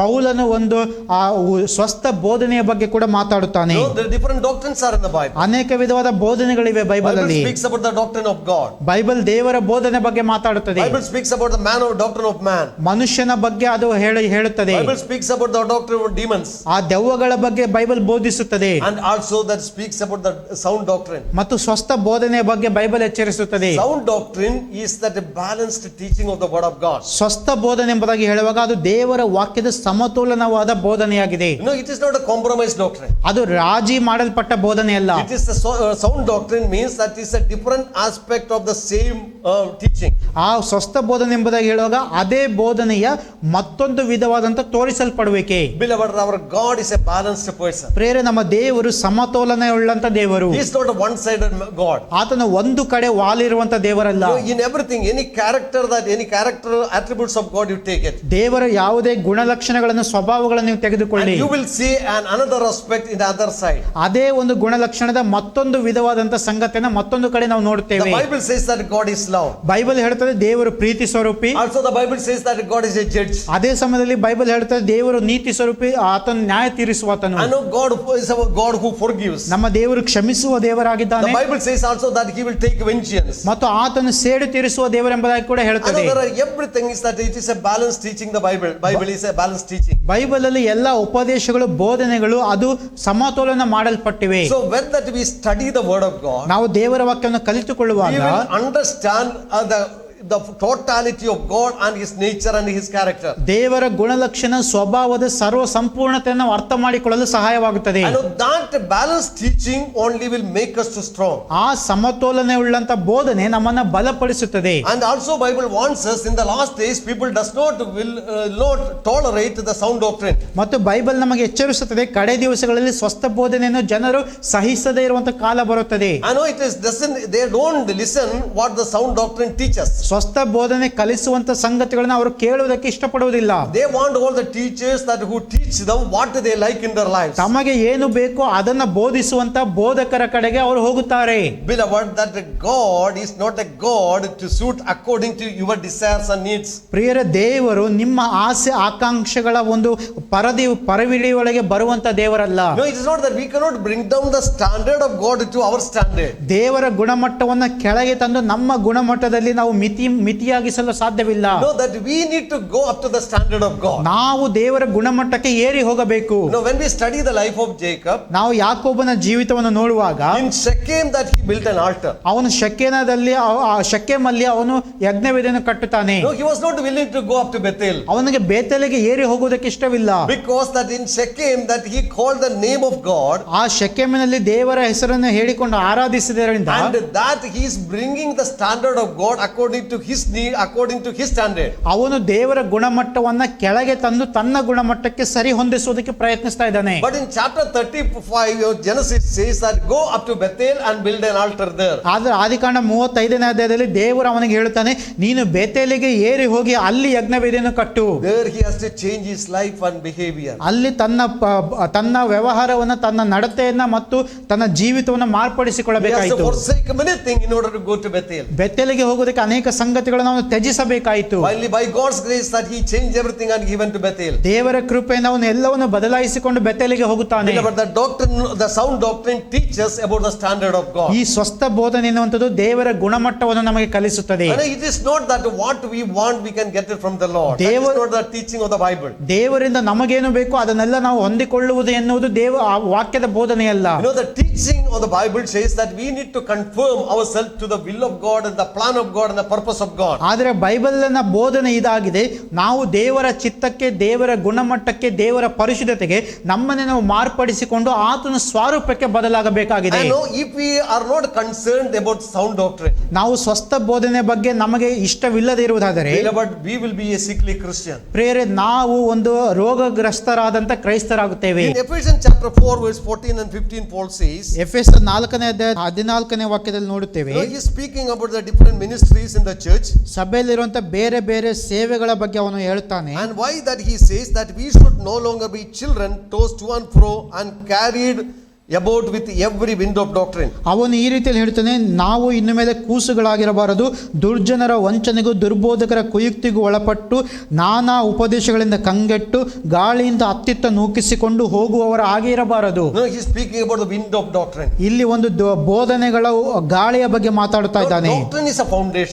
ಉಪದೇಶ ಎನ್ನುವಂಥದ್ದು ಅಸ್ಥಿವಾರವಾಗಿದೆ. It will make us strong. ಅದು ನಮ್ಮನ್ನು ಬಲಪಡಿಸುತ್ತದೆ. It will keep us firm in the Lord Jesus Christ and in his kingdom. ಕರ್ತನಾದ ಯೇಸು ಕ್ರಿಸ್ತನಲ್ಲಿ ದೇವರ ರಾಜ್ಯದಲ್ಲಿ ನಮ್ಮನ್ನು ಸ್ಥಿರಪಡಿಸುತ್ತದೆ. But wind of doctrine will take us from one side to another side. ಆದರೆ ಈ ಉಪದೇಶಗಳ ಗಾಳಿಯು ನಮ್ಮನ್ನು ಒಂದು ಕಡೆಯಿಂದ ಇನ್ನೊಂದು ಕಡೆಗೆ ತೆಗೆದುಕೊಂಡು We ಹೋಗುತ್ತದೆ. have seen there are many winds of doctrine coming against the church of God. ದೇವರ ಸಭೆಗೆ ವಿರುದ್ಧವಾಗಿ ನಾನಾ ವಿಧವಾದಂತ ಒಂದು ದುರ್ಬೋಧನೆಗಳ ಗಾಳಿಗಳನ್ನು ನಾವು ನೋಡುತ್ತೇವೆ. That wind of it may not be necessarily wrong doctrine, but a wind of doctrine. ಅದು ಒಂದು ತಪ್ಪಾದ ಬೋಧನೆ ಆಗಬೇಕೆಂಬುದಾಗಿ ಇಲ್ಲ, ಆದರೆ ಬೇರೆ ಬೇರೆ ಬೋಧನೆಗಳ ಗಾಳಿ. That people are carried away with those doctrine. ಆ ಬೋಧನೆಗಳನ್ನು ಕೇಳಿ ಜನರು ಅದರಿಂದ ಅತ್ತಿತ್ತ ವಾಲಿಸಿಕೊಂಡು There ಹೋಗುತ್ತಾರೆ. is a cunning craftiness of disciple love, that you may grow up all things into him who is the head, Jesus Christ. ಆದರೆ ಮುಂದೆ ನಾವು ನೋಡ್ತೇವೆ, ಪ್ರೀತಿಯಿಂದ ಸತ್ಯವನ್ನು ಅನುಸರಿಸುತ್ತಾ ಬೆಳೆದು ಎಲ್ಲ ವಿಷಯಗಳಲ್ಲಿ ಕ್ರಿಸ್ತನ ಐಕ್ಯವನ್ನು ಹೊಂದುತ್ತಾ ಬರಬೇಕು. No, Paul also speaks to the Ephesian elders. ಪೌಲನ ಎಫೆಸ ಹಿರಿಯರಿಗೆ ಈ ರೀತಿಯಲ್ಲಿ ಹೇಳುತ್ತಾನೆ. Chapter 20 of Acts, ಅಪೊಸ್ತಲರ ಕೃತ್ಯಗಳ 20ನೇ ಅಧ್ಯಾಯದಲ್ಲಿ verse 32, he says, 32ನೇ ವಾಕ್ಯದಲ್ಲಿ ನಾವು that was ನೋಡ್ತೇವೆ, his final word to his elders. ಆ ಹಿರಿಯರಿಗೆ ಅವನ ಕೊನೆಯ ವಾಕ್ಯವಾಗಿತ್ತು. There he says, remember my way. ಅಲ್ಲಿ ಅವನು ಹೇಳುತ್ತಾನೆ, ನನ್ನ ಮಾರ್ಗಗಳ ನೆನಪಿಟ್ಟುಕೊಳ್ಳಿ. 3 years 3 ವರ್ಷ I have been with you. ನಾನು ನಿಮ್ಮ ಸಂಗಡ ಇದ್ದೆನು. I taught the word of God. ದೇವರ ವಾಕ್ಯವನ್ನು ಕಲಿಸಿದೆನು. I know all the counsel of God I have given you. ದೇವರ ಎಲ್ಲ ಉಪದೇಶವನ್ನು ನಾನು ನಿಮಗೆ ಕೊಟ್ಟಿದ್ದೇನೆ. And day and night I was warning you. ಹಗಲು ರಾತ್ರಿ ನಾನು ನಿಮಗೆ ಎಚ್ಚರಿಸ್ತಾ ಇದ್ದೆನು. With the tears, with the prayer, I was warning you so that you may stand firm in the word of God. ಕಣ್ಣೀರಿನಿಂದ ಪ್ರಾರ್ಥನೆಯಿಂದ ನಾನು ನಿಮ್ಮನ್ನು ಎಚ್ಚರಿಸಿದನು, ದೇವರ ವಾಕ್ಯದಲ್ಲಿ ಸ್ಥಿರವಾಗಿ ನಿಲ್ಲುವುದಕ್ಕೋಸ್ಕರ. And now he says in verse 32, finally he says, so now brethren, I commend you to God and to the word of his grace. ಕೊನೆಯದಾಗಿ 32ನೇ ವಾಕ್ಯದಲ್ಲಿ ಈ ರೀತಿ ಹೇಳ್ತಾನೆ, ನಾನೀಗ ನಿಮ್ಮನ್ನು ಕರ್ತನಿಗೂ ಆತನ ಕೃಪಾ ವಾಕ್ಯಕ್ಕೆ ಒಪ್ಪಿಸಿಕೊಡುತ್ತೇನೆ, Which is able to build you up and give you an inheritance among those who are sanctified. ಆತನು ನಿಮ್ಮಲ್ಲಿ ಭಕ್ತಿ ವೃದ್ಧಿಯನ್ನು ಉಂಟು ಮಾಡುವುದಕ್ಕೂ ಪವಿತ್ರರಾದವರೆಲ್ಲರಿಗೂ ನಿಮಗೆ ಹಕ್ಕನ್ನು ಅನುಗ್ರಹಿಸುವುದಕ್ಕೂ ಶಕ್ತನಾಗಿದ್ದಾನೆ. And he says, I am teaching you the word of God. ನಾನು ನಿಮಗೆ ದೇವರ ವಾಕ್ಯವನ್ನು ಕಲಿಸ್ತಾ ಇದ್ದೇನೆ And I am committing you into the word of his grace. ಮತ್ತು ಆತನ ಕೃಪಾ ವಾಕ್ಯಕ್ಕೆ ನಿಮ್ಮನ್ನು ಒಪ್ಪಿಸಿಕೊಡ್ತಾ ಇದ್ದೇನೆ. This word only can build you up. ಆತನ ವಾಕ್ಯ ಮಾತ್ರ ನಿಮ್ಮನ್ನು ಕಟ್ಟಲು ಸಾಧ್ಯ. And then says that this will give you an inheritance among the saints. ಮತ್ತು ಈ ವಾಕ್ಯವು ನಿಮಗೆ ಪವಿತ್ರರಾದವರೆಲ್ಲರಲ್ಲಿ ನಿಮಗೆ ಹಕ್ಕು ಕೊಡುತ್ತದೆ. No, Paul's mission was very clear. ಪೌಲನ ಸೇವೆಯು ಬಹಳ ಸರಳವಾಗಿತ್ತು. His vision was very clear. ಅವನ ದರ್ಶನ ಸರಳವಾಗಿತ್ತು. You know that he was not just teaching the people for temporary benefits and losses. ಈ ಲೋಕದಲ್ಲಿ ಸಿಗುವಂತ ತಾತ್ಕಾಲಿಕವಾದ ಲಾಭ ನಷ್ಟಗಳಿಗೋಸ್ಕರ ಜನರನ್ನ ಅವನು ಬೋಧಿಸಲಿಲ್ಲ. But he was teaching so that these people may have an inheritance in heaven. ಪರಲೋಕದಲ್ಲಿ ಒಂದು ಅವರ ಹಕ್ಕನ್ನ ಹೊಂದಿಕೊಳ್ಳಬೇಕೆಂಬುದಾಗಿ ಪೌಲನು ಕಲಿಸಿಕೊಟ್ಟನು. That is that this word teaches. ದೇವರ ವಾಕ್ಯ ನಮಗೆ ಅದನ್ನೇ ಕಲಿಸುತ್ತದೆ. You and me need to inherit that promises of God. ನಾನು ನೀವು ಆ ದೇವರ ವಾಗ್ದಾನಗಳನ್ನು ಹೊಂದಿಕೊಳ್ಳಬೇಕು. Not just in the temporary world. ಈ ಒಂದು ತಾತ್ಕಾಲಿಕ ಲೋಕದಲ್ಲಿ ಮಾತ್ರವಲ್ಲ. No, of course that God blesses us with everything. ಹೌದು, ದೇವರು ನಮ್ಮನ್ನು ಎಲ್ಲ ಆಶೀರ್ವಾದಗಳಿಂದ ತುಂಬಿಸುತ್ತಾನೆ. The Bible says, seek ye first the kingdom of God and his righteousness. Bible ಹೇಳ್ತದೆ, ದೇವರ ರಾಜ್ಯವನ್ನು ಆತನ ನೀತಿಯನ್ನು ಮೊದಲು ಹುಡುಕಿರಿ. Their emphasis is to seeking the kingdom of God and his righteousness. ಅಲ್ಲಿ ಒತ್ತು ಕೊಡಲ್ಪಟ್ಟಿರುವುದು ದೇವರ ರಾಜ್ಯವನ್ನು ದೇವರ ನೀತಿಯನ್ನು ಹುಡುಕುವುದಕ್ಕೆ ಬಗ್ಗೆ, Not the things of the world. ಲೋಕದ ವಿಷಯಗಳನ್ನು ಹುಡುಕುವ ಬಗ್ಗೆ No, ಅಲ್ಲ. it is not necessary that we should seek the things of the world in this world. ಈ ಲೋಕದಲ್ಲಿ ಲೋಕದ ಕಾರ್ಯಗಳನ್ನೇ ನಾವು ಬಯಸುತ್ತಾ ಇರಬೇಕೆಂಬುದಾಗಿ ಅಲ್ಲ. Because when we are seeking the kingdom of God and his righteousness, ದೇವರ ರಾಜ್ಯವನ್ನು ಆತನ ನೀತಿಯನ್ನು ನಾವು ಹುಡುಕುವಾಗ, and according to his word, that all the blessings will come upon us. ಮತ್ತು ದೇವರ ವಾಕ್ಯಕ್ಕೆ ತಕ್ಕಂತೆ ಎಲ್ಲ ಆಶೀರ್ವಾದಗಳು ನಮ್ಮ ಜೀವಿತಗಳಲ್ಲಿ ಬರುತ್ತವೆ. So, beloved, that let us our focus when we study the word of God, when we serve the Lord, our focus may be the eternal things that God has promised for us. ಪ್ರಿಯರೇ, ನಮ್ಮ ಒಂದು ದೃಷ್ಟಿಕೋನವು ದೇವರ ವಾಕ್ಯಗಳನ್ನು ನಾವು ಗಮನಿಸುವಾಗ, ಓದುವಾಗ ಅದು ನಿತ್ಯವಾದ ಸಂಗತಿಗಳ ಮೇಲೆ ನಮ್ಮ ಲಕ್ಷ್ಯವಿರಲಿ. No, they separated themselves from every uncleanness. ಅವರು ತಮ್ಮನ್ನು ತಾವು ಎಲ್ಲ ಅಶುದ್ಧತೆಯಿಂದ And ಬೇರ್ಪಡಿಸಿಕೊಂಡರು. secondly, they devoted to study the word of God. ಮತ್ತು ದೇವರ ವಾಕ್ಯವನ್ನು ಕಲಿಯುವುದಕ್ಕೆ ತಮ್ಮಂತ ಒಪ್ಪಿಸಿಕೊಟ್ಟರು. Beloved, during this lockdown, ಪ್ರಿಯರೇ, ಲಾಕ್ಡೌನ್ ಸಮಯಗಳಲ್ಲಿ we need to spend time in praying in the presence of God, in studying the word of God. ದೇವರ ವಾಕ್ಯವನ್ನು ಕಲಿಯುವುದರಲ್ಲಿ, ದೇವರ ಪ್ರಸನ್ನತೆಯಲ್ಲಿ ನಾವು ಸಮಯ ಕಳೆಯಬೇಕು. Make it a habit in our lives. ನಮ್ಮ ಜೀವಿತದಲ್ಲಿ ಇದನ್ನು ಅಭ್ಯಾಸ ಮಾಡಿಕೊಳ್ಳಬೇಕು. Study the word of God. ದೇವರ ವಾಕ್ಯವನ್ನು ಓದುವಂತದ್ದು. Read the word of God. ದೇವರ ವಾಕ್ಯವನ್ನು ಓದಿರಿ. Search the scripture as the Bereans were searching. ಆ ಬೆರೆಯ ಸಭೆಯವರು ಹುಡುಕುತ್ತಿದ್ದ ಹಾಗೆ ದೇವರ ವಾಕ್ಯಗಳನ್ನು ಹುಡುಕಿರಿ. No, every word that we are hearing, let us not take everything into our spirit. ನಾವು ಕೇಳುವಂತ ಪ್ರತಿಯೊಂದು ಮಾತುಗಳನ್ನು ನಾವು ನಮ್ಮ ಆತ್ಮದಲ್ಲಿ ಸ್ವೀಕರಿಸಿಕೊಳ್ಳುವುದು ಬೇಡ. But we need to search whether that is true according to the word of God. ದೇವರ ವಾಕ್ಯದ ಪ್ರಕಾರ ಅದು ಸತ್ಯವೋ ಎಂಬುದಾಗಿ ನಾವು ಪರೀಕ್ಷೆ ಮಾಡಬೇಕು. So that it will help us to go forward or not. ಮುಂದೆ ಹೋಗುವುದಕ್ಕೆ ನಮಗೆ ಸಹಾಯ ಮಾಡುತ್ತದೆ ಅಥವಾ ಹಿಂದೆ ಸೆಳೆಯುತ್ತದೆ ಎಂಬುದಾಗಿ ನಾವು Whether this ಗಮನಿಸಬೇಕು. word is helping us to grow in maturity, in holiness and in the righteousness of God. ಈ ವಾಕ್ಯವು ನಮ್ಮನ್ನು ಪ್ರವೀಣತೆಗೆ ತರುವುದಕ್ಕೆ, ಪರಿಶುದ್ಧತೆಯಲ್ಲಿ ಮತ್ತು ದೇವರ ಪರಿಶುದ್ಧತೆಯಲ್ಲಿ ಮೀಸಲಾಗಿ ನಮ್ಮನ್ನು ಇಡುವುದಕ್ಕೆ ಈ ವಾಕ್ಯವು ನಮಗೆ ಸಹಾಯ ಮಾಡುತ್ತದೆ. Beloved, this word of his grace will protect us and he will keep us until that we reach home. ಪ್ರಿಯರೇ, ನಾವು ಆ ನಿತ್ಯ ಮನೆಯನ್ನು ಸೇರುವವರೆಗೂ ಈ ಕೃಪಾ ವಾಕ್ಯವು ನಮ್ಮನ್ನು ಕಾಪಾಡುತ್ತದೆ, ನಮ್ಮನ್ನು ಮುಂದುವರಿಸುತ್ತದೆ. And the third thing concerning this church, ಮತ್ತು ಈ ಸಭೆಯ ಬಗ್ಗೆ ಮೂರನೇ ವಿಷಯ ನೋಡುವಾಗ, beloved, we need to be filled with the Holy Spirit. ನಾವು ಪವಿತ್ರಾತ್ಮನಿಂದ ತುಂಬಿರುವವರಾಗಿರಬೇಕು. Not only the word of God. ದೇವರ ವಾಕ್ಯ ಮಾತ್ರವಲ್ಲ, We need the fullness of the Spirit of God in our life. ನಮ್ಮ ಜೀವಿತಗಳಲ್ಲಿ ಪರಿಶುದ್ಧಾತ್ಮನ ಪರಿಪೂರ್ಣತೆ ಬೇಕು. As I said that God is a balanced person. ನಾನು ಹೇಳಿದ ಹಾಗೆ ದೇವರು ಸಮತೋಲನ ಉಳ್ಳ ವ್ಯಕ್ತಿ. In the beginning we read in the scripture. ದೇವರ ವಾಕ್ಯದಲ್ಲಿ ನಾವು ಪ್ರಾರಂಭದಲ್ಲಿ ನೋಡುತ್ತೇವೆ, In the creation. ಆ ಸೃಷ್ಟಿ ಕ್ರಮದಲ್ಲಿ Word of God and the Spirit of God. ದೇವರ ವಾಕ್ಯವು ಮತ್ತು ದೇವರ ಆತ್ಮನು Working together. ಒಟ್ಟೊಟ್ಟಾಗಿ ಕೆಲಸ ಮಾಡಿದರು. Word of God and the Spirit of God working together. ದೇವರ ವಾಕ್ಯವು ದೇವರ ಆತ್ಮನು ಒಟ್ಟಿಗೆ ಕೆಲಸ ಮಾಡಿದರು. Beloved, without the Spirit of God, ದೇವರ ಆತ್ಮನಿಲ್ಲದ ಪ್ರಿಯರೇ, the word will not have any effect in our life. ದೇವರ ವಾಕ್ಯವು ನಮ್ಮ ಜೀವಿತದಲ್ಲಿ ಕಾರ್ಯ ಮಾಡುವುದಿಲ್ಲ.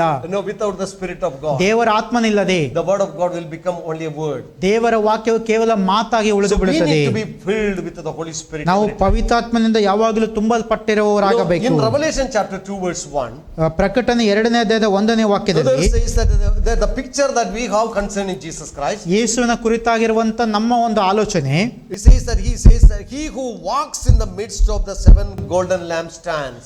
7 ಚಿನ್ನದ ದೀಪಸ್ತಂಭಗಳ ಮಧ್ಯದಲ್ಲಿ ತಿರುಗಾಡುವಾತನು. These golden lampstands are the 7 churches. ಈ 7 ಚಿನ್ನದ ದೀಪಸ್ತಂಭಗಳು 7 ಸಭೆಗಳಿಗೆ ಸೂಚಕ. So that Jesus was walking in the midst of these 7 churches. ಈ 7 ಸಭೆಗಳ ಮಧ್ಯದಲ್ಲಿ ಯೇಸು ಕ್ರಿಸ್ತನು ತಿರುಗಾಡುತ್ತಾ ಇದ್ದಾನೆ. Why God has given this picture of a lampstand? ಯಾಕೆ ಈ ದೀಪಸ್ತಂಭದ ಬಗ್ಗೆ ಆ ಚಿತ್ರಣವನ್ನೇ ದೇವರು ಕೊಟ್ಟಿದ್ದಾನೆ? Beloved, in the book of Exodus, ಆ ಒಂದು ವಿಮೋಚನಾ ಕಾಂಡದಲ್ಲಿ when that Moses got a revelation from God, ಮೋಶೆಗೆ ದೇವರಿಂದ ಪ್ರಕಟಣೆ ದೊರಕಿದಾಗ, to build the tabernacle of God. ದೇವರ ಆ ಒಂದು ದೇವದರ್ಶನ ಗುಡಾರವನ್ನು ಕಟ್ಟುವಾಗ, In the tabernacle there is a lamp. ಆ ಗುಡಾರದಲ್ಲಿ ಒಂದು ದೀಪಸ್ತಂಭವಿತ್ತು. And in that lampstand, ಆ ದೀಪಸ್ತಂಭದಲ್ಲಿ they have to light the light and so that it can shine. ಅದಕ್ಕೆ ಬೆಳಕನ್ನು ಹಚ್ಚಬೇಕು, ಅದು ಯಾವಾಗಲೂ ಉರಿಯುವ ರೀತಿಯಲ್ಲಿ. Lampstand is a place, need to place the lamp. ಆ ದೀಪಸ್ತಂಭದ ಮೇಲೆ ದೀಪವನ್ನು ಇಡಬೇಕು.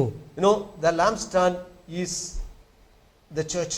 ಈ ದಿನ ಆ ದೀಪಸ್ತಂಭ ದೇವರ ಸಭೆಯಾಗಿದೆ. But you and me, ನಾನು ನೀವು ಆ ದೀಪಸ್ತಂಭವಾಗಿದ್ದೇವೆ. are lamps lighted by Jesus Christ. ಯೇಸು ಕ್ರಿಸ್ತನಿಂದ ಹಚ್ಚಲ್ಪಟ್ಟ ದೀಪಗಳು ನಾನು ನೀವು ಆಗಿದ್ದೇವೆ. And the Bible says that the lampstand, it is a place where you are the light of the world, the Bible says. Bible ಹೇಳ್ತದೆ ನಾವೇ ಲೋಕಕ್ಕೆ ಬೆಳಕಾಗಿದ್ದೇವೆ A ಎಂಬುದಾಗಿ. city that is set on a hill cannot be hidden, nor do they light a lamp and put it under a basket. ಬೆಟ್ಟದ ಮೇಲೆ ಕಟ್ಟಿರುವಂತ ಊರು ಮರೆಯಾಗಿರಲಾರದೆಂಬುದಾಗಿ ದೇವರ ವಾಕ್ಯ ಹೇಳುತ್ತದೆ. But on a lampstand, and it gives light to all who are in the house. ಆದರೆ ಮನೆಯಲ್ಲಿರುವವರೆಲ್ಲರಿಗೂ ಅದು ಬೆಳಕನ್ನು ಕೊಡುತ್ತದೆ. Let your light so shine before men that they may see your good works and glorify the Father in heaven. ಮತ್ತು ನಿಮ್ಮ ಬೆಳಕು ಜನರ ಮುಂದೆ ಪ್ರಕಾಶಿಸಲಿ, ಆಗ ತಂದೆಯು ಮಹಿಮೆ ಹೊಂದುತ್ತಾನೆ ಎಂಬುದಾಗಿ. Bible says that you are the light of the world. Bible ಹೇಳುತ್ತದೆ ನೀವೇ ಲೋಕಕ್ಕೆ ಬೆಳಕು. Beloved, Jesus Christ is the light of the world. ಯೇಸು ಕ್ರಿಸ್ತನ ಲೋಕಕ್ಕೆ ಬೆಳಕಾಗಿದ್ದಾನೆ. You and me as lamp that you are lighted by the Lord Jesus Christ. ನಾನು ನೀವು ಕ್ರಿಸ್ತನಿಂದ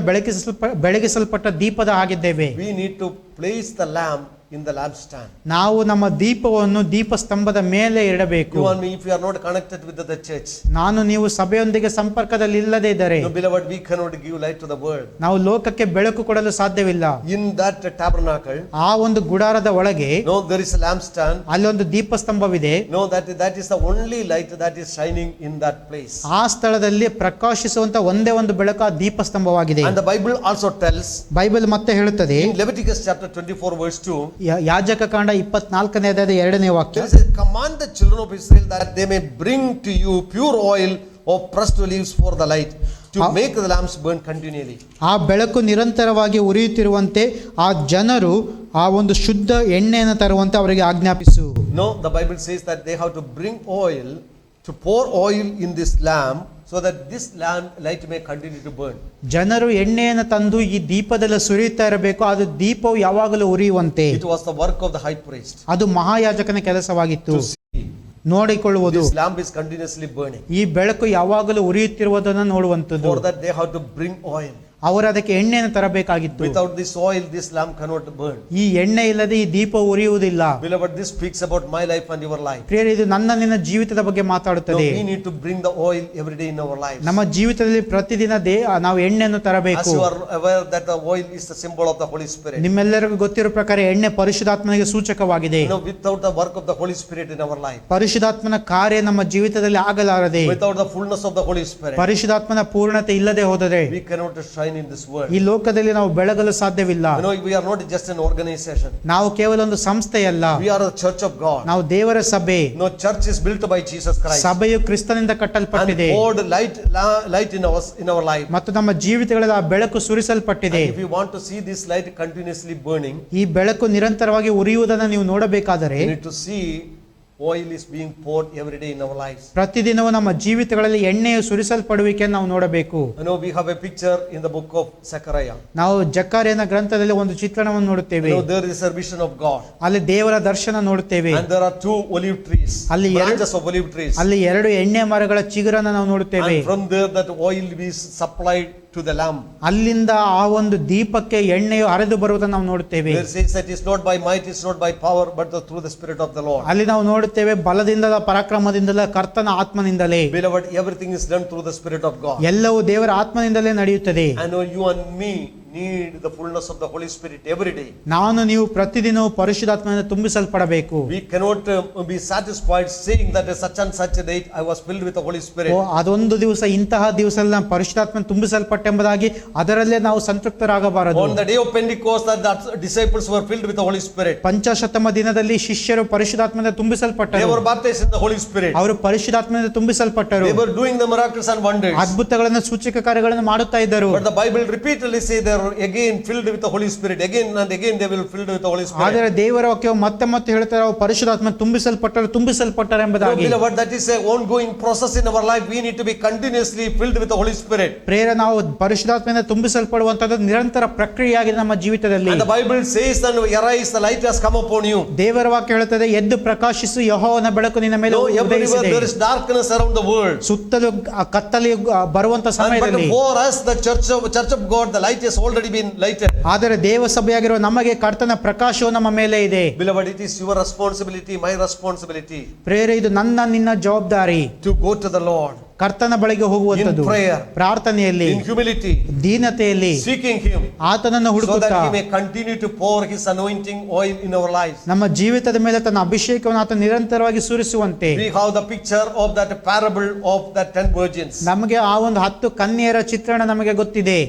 I'm not going to explain it. ಅದನ್ನು ವಿವರಿಸುವುದಿಲ್ಲ. Out of that 5 of them are foolish. 10ರಲ್ಲಿ 5 ಜನರು ಮೂರ್ಖರು. They brought their lamb that they were ready, they were preparing to meet the bridegroom. ಅವರು ತಮ್ಮ ದೀಪಗಳನ್ನು ತಂದು ಮದಲಿಂಗನನ್ನು ಎದುರುಗೊಳ್ಳುವುದಕ್ಕೆ ಸಿದ್ಧರಾಗಿದ್ದಾರೆ. But they did not bring the oil. They did not have the oil, sufficient oil till the coming of the Lord, the bridegroom. ಆದರೆ ಮದಲಿಂಗನ ಬರೋಣದವರೆಗೂ ಅವರಿಗೆ ಸಾಕಷ್ಟು ಎಣ್ಣೆ ಅವರು ಇಟ್ಟಿರಲಿಲ್ಲ. Their house began well, ಅವರು ಚೆನ್ನಾಗಿ ಪ್ರಾರಂಭಿಸಿದರು, but their end was a failure. ಆದರೆ ಅವರ ಅಂತ್ಯವು ಸೋಲಾಯಿತು. Beloved, that you and me receive the oil from the Holy Spirit. ನಾನು ನೀವು ಪರಿಶುದ್ಧಾತ್ಮನ ಎಣ್ಣೆಯನ್ನು ಹೊಂದಿಕೊಂಡಿದ್ದೇವೆ. No, we need to stand till the coming of the Lord. ಕರ್ತನ ಬರೋಣದವರೆಗೂ ನಾವು ನಿಲ್ಲಬೇಕಾಗಿದೆ. No, we can never stop the anointing of God in our lives. ಕರ್ತನ ಅಭಿಷೇಕವನ್ನು ನಾವು ನಮ್ಮ ಜೀವಿತದಲ್ಲಿ ನಿಲ್ಲಿಸಲು ಸಾಧ್ಯವಿಲ್ಲ. No, church is a community where the Holy Spirit is continuously working. ಸಭೆ ಎನ್ನುವಂಥದ್ದು ದೇವರ ಆತ್ಮನು ಕಾರ್ಯ ಮಾಡುವಂತ ಸಮುದಾಯವಾಗಿದೆ. Beloved, let our light so shine in this dark world. ಈ ಕತ್ತಲೆಯ ಲೋಕದಲ್ಲಿ ನಮ್ಮ ಬೆಳಕು ಪ್ರಕಾಶಿಸಲಿ. Are you discouraged?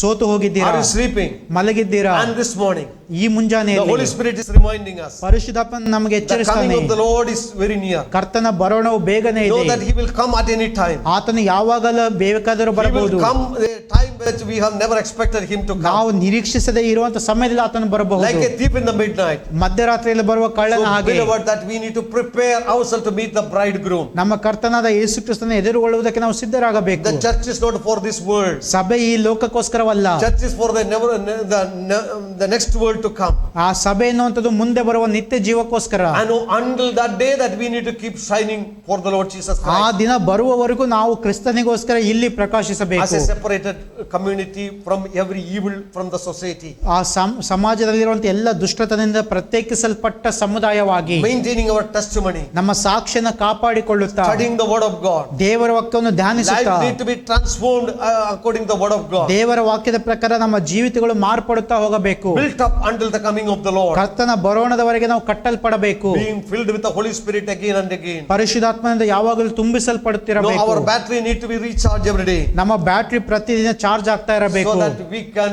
meet him without any disturbance or hindrances. ಯಾವುದೇ ಅಡೆತಡೆಗಳಿಲ್ಲದೆ ಆತನನ್ನು ಎದುರುಗೊಳ್ಳುವುದಕ್ಕೆ ನಾವು ಶಕ್ತರಾಗಬೇಕು. Beloved, let's bow our heads before the Lord. ಕರ್ತನ ಮುಂದೆ ನಾವು ತಲೆ ಬಾಗೋಣ. In this lockdown, ಈ ಲಾಕ್ಡೌನ್ ಸಮಯದಲ್ಲಿ let each one of us ನಾವು ಪ್ರತಿಯೊಬ್ಬರು be filled with the Spirit of God and the power of God. ದೇವರಾತ್ಮನ ಬಲದಿಂದಲೂ ದೇವರ ಕೃಪೆಯಿಂದಲೂ ತುಂಬಿಸಲ್ಪಡಬೇಕು. Father, in the name of Jesus, ತಂದೆ ಯೇಸುವಿನ ಹೆಸರಿನಲ್ಲಿ Lord, that we are a separated community, ನಾವು ಪ್ರತ್ಯೇಕಿಸಲ್ಪಟ್ಟ ಸಮುದಾಯವಾಗಿದ್ದೇವೆ. separate from every uncleanness and filthiness, ಎಲ್ಲ ಅಶುದ್ಧತೆಯಿಂದಲೂ ಹೊಲಸಿನಿಂದಲೂ ನಾವು ಪ್ರತ್ಯೇಕಿಸಲ್ಪಟ್ಟವರು. maintaining the holiness of God in our life, ಕರ್ತನ ಪರಿಶುದ್ಧತೆ ನಮ್ಮ ಜೀವಿತದಲ್ಲಿ ಕಾಪಾಡಿಕೊಳ್ಳುವುದಕ್ಕೆ so ಕರೆಯಲ್ಪಟ್ಟವರು. that our testimony may be maintained in this dark world. ಈ ಕತ್ತಲೆಯ ಲೋಕದಲ್ಲಿ ನಮ್ಮ ಸಾಕ್ಷಿಗಳು ಜೀವಂತವಾಗಿರಲಿ ದೇವರೇ. And Father, that continuously studying and meditating and living according to the word of God. ದೇವರ ವಾಕ್ಯವನ್ನು ಧ್ಯಾನಿಸಿ ಓದಿ ಅದರ ಪ್ರಕಾರ ಪ್ರತಿದಿನವೂ ಜೀವಿಸುವವರಾಗುವಂತೆ Lord, let us, Lord, help us, Lord, go awake from our sleep and slumber. ದೇವರೇ, ನಮ್ಮ ಒಂದು ತೂಕಡಿಸುವಿಕೆಯಿಂದ ನಿದ್ರೆಯಿಂದ ನಾವು Being ಎಚ್ಚರಗೊಳ್ಳುವಂತ filled ಸಹಾಯ with the ಮಾಡು. Holy Spirit and His power,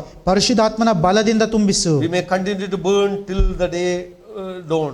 ದೇವರೇ, ನೀನು ಬರುವವರೆಗೂ ನಾವು ಉರಿಯುವವರಾಗಿರುವಂತ ಸಹಾಯ ಮಾಡು. We give you all the glory. ಎಲ್ಲ ಮಹಿಮೆ ನಿನಗೆ ಸಲ್ಲಿಸ್ತೇವೆ In ಯೇಸುವೇ. Jesus' name. ಯೇಸುವಿನ ನಾಮದಲ್ಲಿ ತಂದೆ. Now may the grace of our Lord Jesus Christ, now of God the Father, and the fellowship of the Holy Spirit abide with us now and forever.